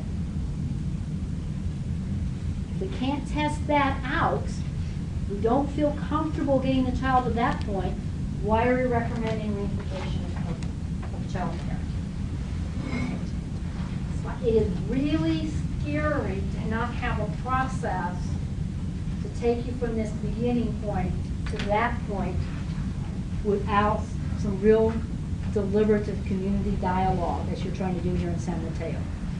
To allow the family to do it, to support the workers who have to be involved in making that decision, because there is no such thing as a no-risk process here. Sometimes we will make a step on this step. There's no such thing as perfect parenting or perfect child welfare. So that's the goal here in the county, is to develop a system that allows them to begin to have more structure and open dialogue about this as we go through it.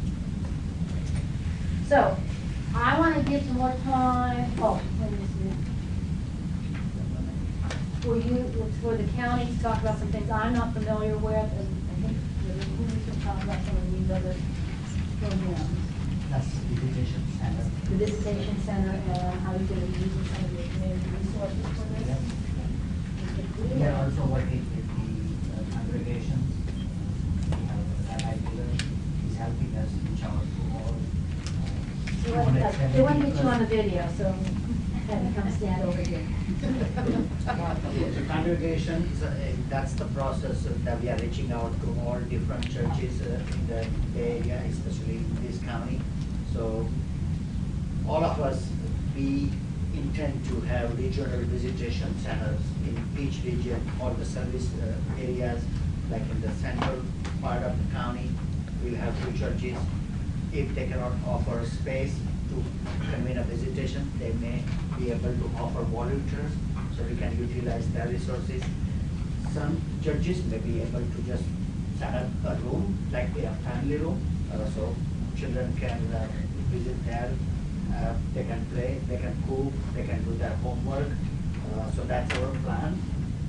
And then we are also looking at other community-based organizations, such as the Family Resource Centers. That option is also available. So again, just trying back to having more visits in a more family-like settings, as well as in the community. That's the goal. That's where we are getting. We are avoiding trying to have more visits at an HSA site. That's not appropriate for the children as well as for the family. And it is one of the pieces that research shows that the more we have visits, like in our type of county offices, it's not most conducive for most of our parents and children. So the more we can move to some of these other locations, and also especially as we're going to be stepping down, giving families a bigger opportunity to practice parenting, cooking, cleaning, watching their kids. Try to cook a meal and watch 3 kids at the same time. That's a challenge no matter what family you're in. Other things about community locations or services, questions people have, or? Are you gonna speak a little bit about rewards and punishment? Yeah, I want to go back, I'll go back to that, so I just wanted to make sure about that. So, the best practice concept is visits are not a reward and punishment process. Let's go back to where I started this afternoon saying, it is about kids and parents getting their needs met. So here's how we often see it as rewards and punishment. Mom or dad, if you sign up for X treatment program, then you get to see and have visits with your kids. That's a reward and punishment approach. It doesn't prove the work, even if you have good intentions, but it doesn't prove the work. With even, it's not uncommon and can happen with caregivers. I just was doing this training up with the Hoopa tribe last month, and literally we just finished this segment, and a grandmother called up, and here was the conversation, first with the worker and then with the supervisors in training. Johnny's supposed to have a visit with his mom this afternoon, but he didn't do well in school today, and he's not following the rules. So I'm calling to ask you that you cancel the visit for the day.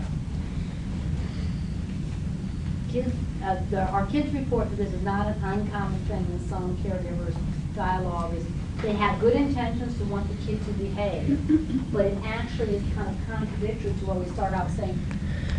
Visits cause discomfort. They cause the parents and the kids to revisit their trauma, the trauma of abuse and neglect, the trauma of being separated. And so it is normal to see parents and kids have behavioral issues, particularly early on in the developing the visit process with them. And so to see a behavior problem and say that's the reason, that the only solution to the behavior problem by the parent or the adult is to cancel visits, or even more likely that not only cancel today's visit, but we're doing a step down, and there is a problem. There will be problems. There will be failed visits that are not the best. That's just the nature of the game, right? No matter what we do here, there's no guarantee that we aren't going to have a problem. To step all the way back to the beginning, or to cancel all visits in contact, should only have to be something of the most radical, extreme type of situation. So that's what I mean by rewards and punishments. Now, if on a visit the parent is not appropriate, we may have to, step up. But doesn't mean we cancel all contact. Is that making sense? If they're doing well on visits, we're stepping down. And the parallel track or concurrent track of treatment that says, what I was saying earlier, there's not a relationship happening, which will sometimes happen with, well, they're going to their parenting, but they're not making progress on visits, or we're stepping down, but they're not, let's say do the real extreme. We're stepping down, they're doing better and better as parents, they're meeting our standards, but they're not even going to any treatment at all. Then that's the head scratching time for everybody to get and say, do we have them in the right treatment? What, right? It's not just completing treatment. We want to have these two things working in sync. The treatment services should be helping them improve their parenting skills. And I'll give you more specific. The parenting skills related to the substantiated maltreatment. Looking at the judge here. Not any old parenting skills you would like to see the parents do. Because there are 10,000 or more parenting skills in the world, right?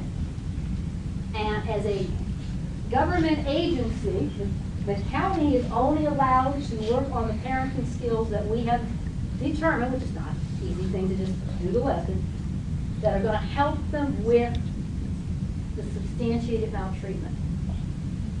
So here I'll give you one of the, I have to have enough energy in the room, ladies. I'll give you one of the ones that happens all the time in training and in visits. Child's neglected, child comes into care. Parent has addiction problems, mental health problems, not supervising the child, this little toddler well enough. On the child is in dangerous situations multiple times.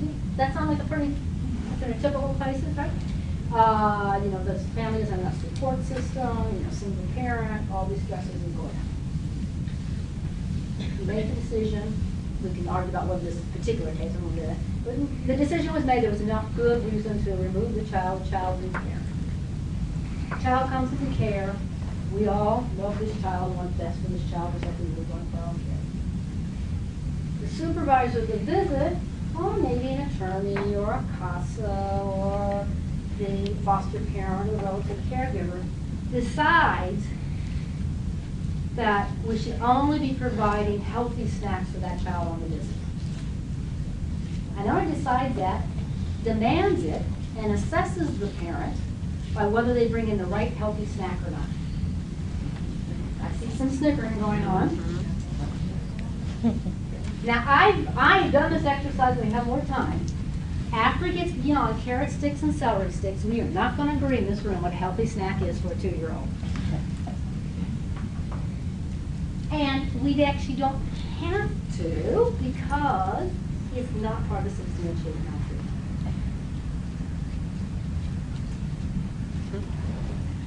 Now, oh yeah, so I bring up something. Oh, I'm getting good reactions going on here. But you're going but you don't understand. We got to get this kid healthy food. And then if they don't eat the right food, they have all the sugar because the parent wants to bond and connect with their child. And sugar is an easy way to do it than carrot sticks. You only see your kid once a week. All right?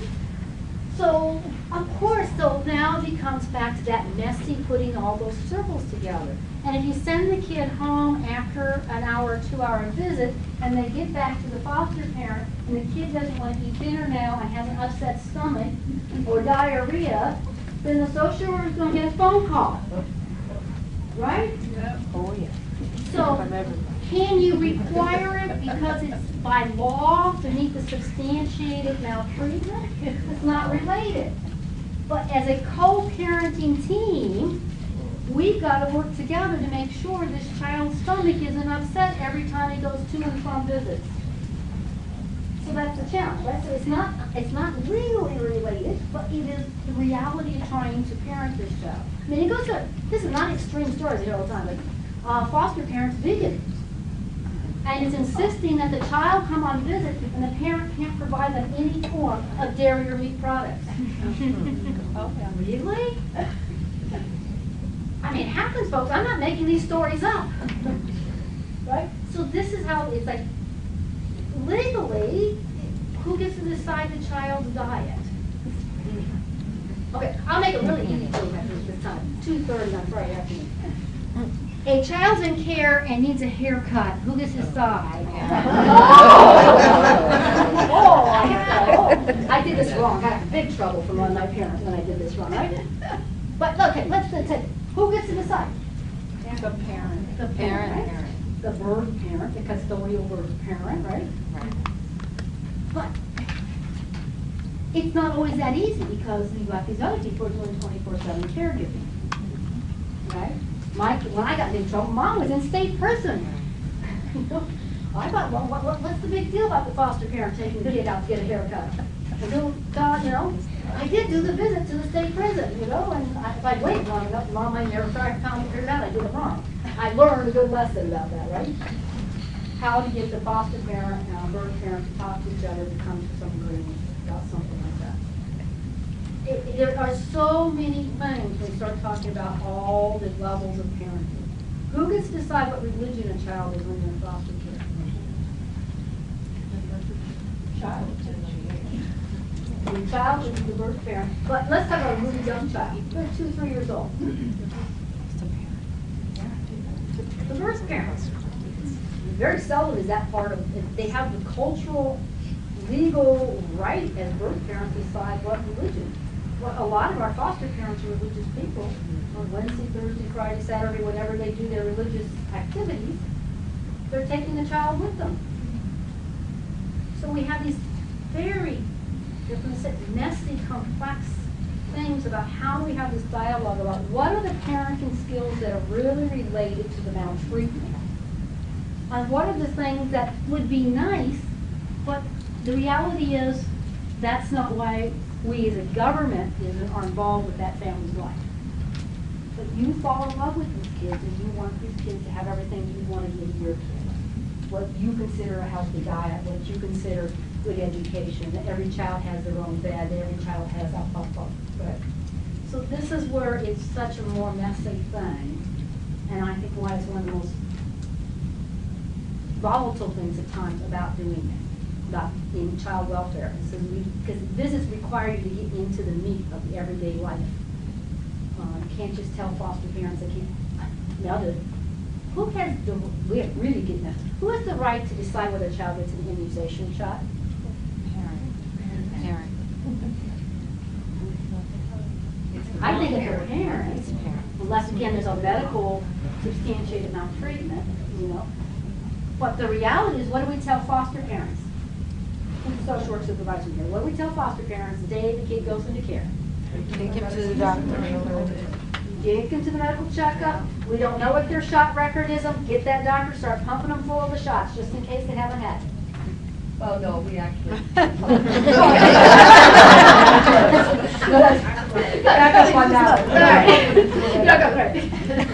So I'm just trying to make some points about, I hope a little sense of humor on Friday afternoon, but the reality about how messy this is and how impressed I am that the county's willing to take this on because,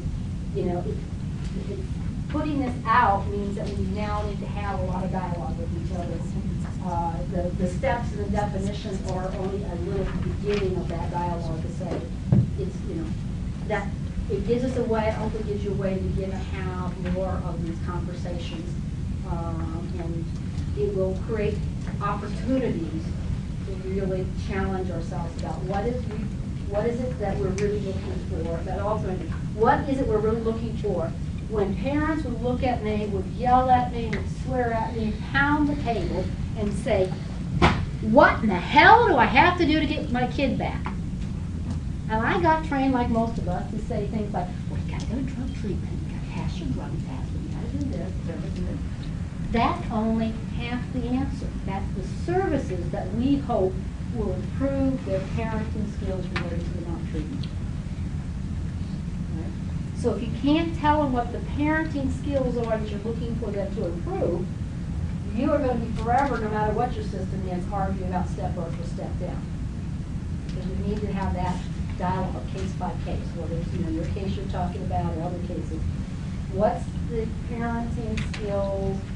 What's that will keep a kid safe and developmentally on track and going towards their adulthood? All right. Did I give you enough to think about? Mm-hmm. Challenge you? What else did we want to talk about? Questions, comments? Yeah. We may not always have all the answers. Questions, comments? Next steps.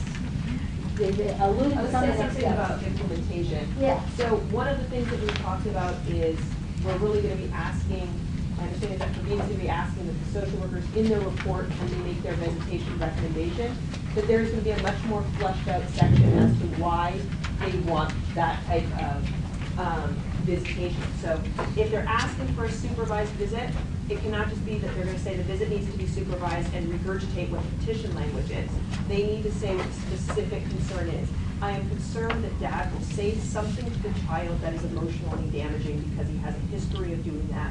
I mean, really, I'm afraid that if it's not supervised, mom will come intoxicated and get the kid in the car and drive. So we want really, really specific concerns as to why we need that level of visitation. The hope is also that within their recommendations, they will ask for what level of discretion they want. Do we want discretion? The social workers will say, we're asking that we have discretion to allow some facilitated visits or some monitored visits. And the hope is that all of the attorneys and the social worker will discuss some of these things before going into the courtroom to see where we can get agreement. The hope is to reduce the amount of time we're talking about visitation in court. This is not a new model. This model came from our surrounding counties, which all use different categories of visitation. We are kind of a little bit behind having just the two types of visitation. So we're really not doing anything radical here. But again, the goal is to cut down the amount of time in court discussing this stuff by reaching agreements as to where we have discretion for facilitating visits. So if anyone has any questions about how implementation, and you know, we welcome your feedback from this and what your concerns are, send them to us. We're going to continue to meet as the subcommittee. Our subcommittee has representation from every single group, a little heavily weighted on the PPP side, but other than that, we have that representation. You can bring your concerns before it all gets implemented in September. And my experience with implementations of this level is, and it will continue to evolve as you all experience it. So the dialogue will then continue both at the case level, but systemic level. So it's usually, as they've already put in, like a year's worth of work, year's plus worth of work? More than a year. Yeah. 2 to 5 years is the common implementation cycle. To make it realistic. So we look at what happens in child welfare. So this is a beginning stage, not the end stage. So, Dr. Well, I just wanted to thank everyone for coming here on a Friday afternoon and taking the time to learn a little bit more about the visitation levels and what child welfare is going to be doing to change things. I want to especially thank Rose for doing the training, an excellent job, and also our Blue Ribbon Subcommittee. All the members here, I think many are here and headed by Rebecca Ross, have really worked hard to isolate what we think would be the most effective way to promote family reunification and strengthening families, and adopting this visitation model, which is takes the best of all the other counties and adopts it to uniquely seven counties' needs, was a terrific effort. I want to thank all the committee members for their work on this.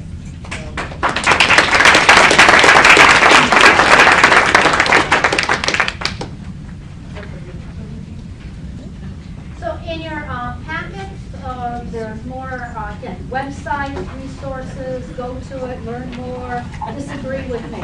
That's how I was here today.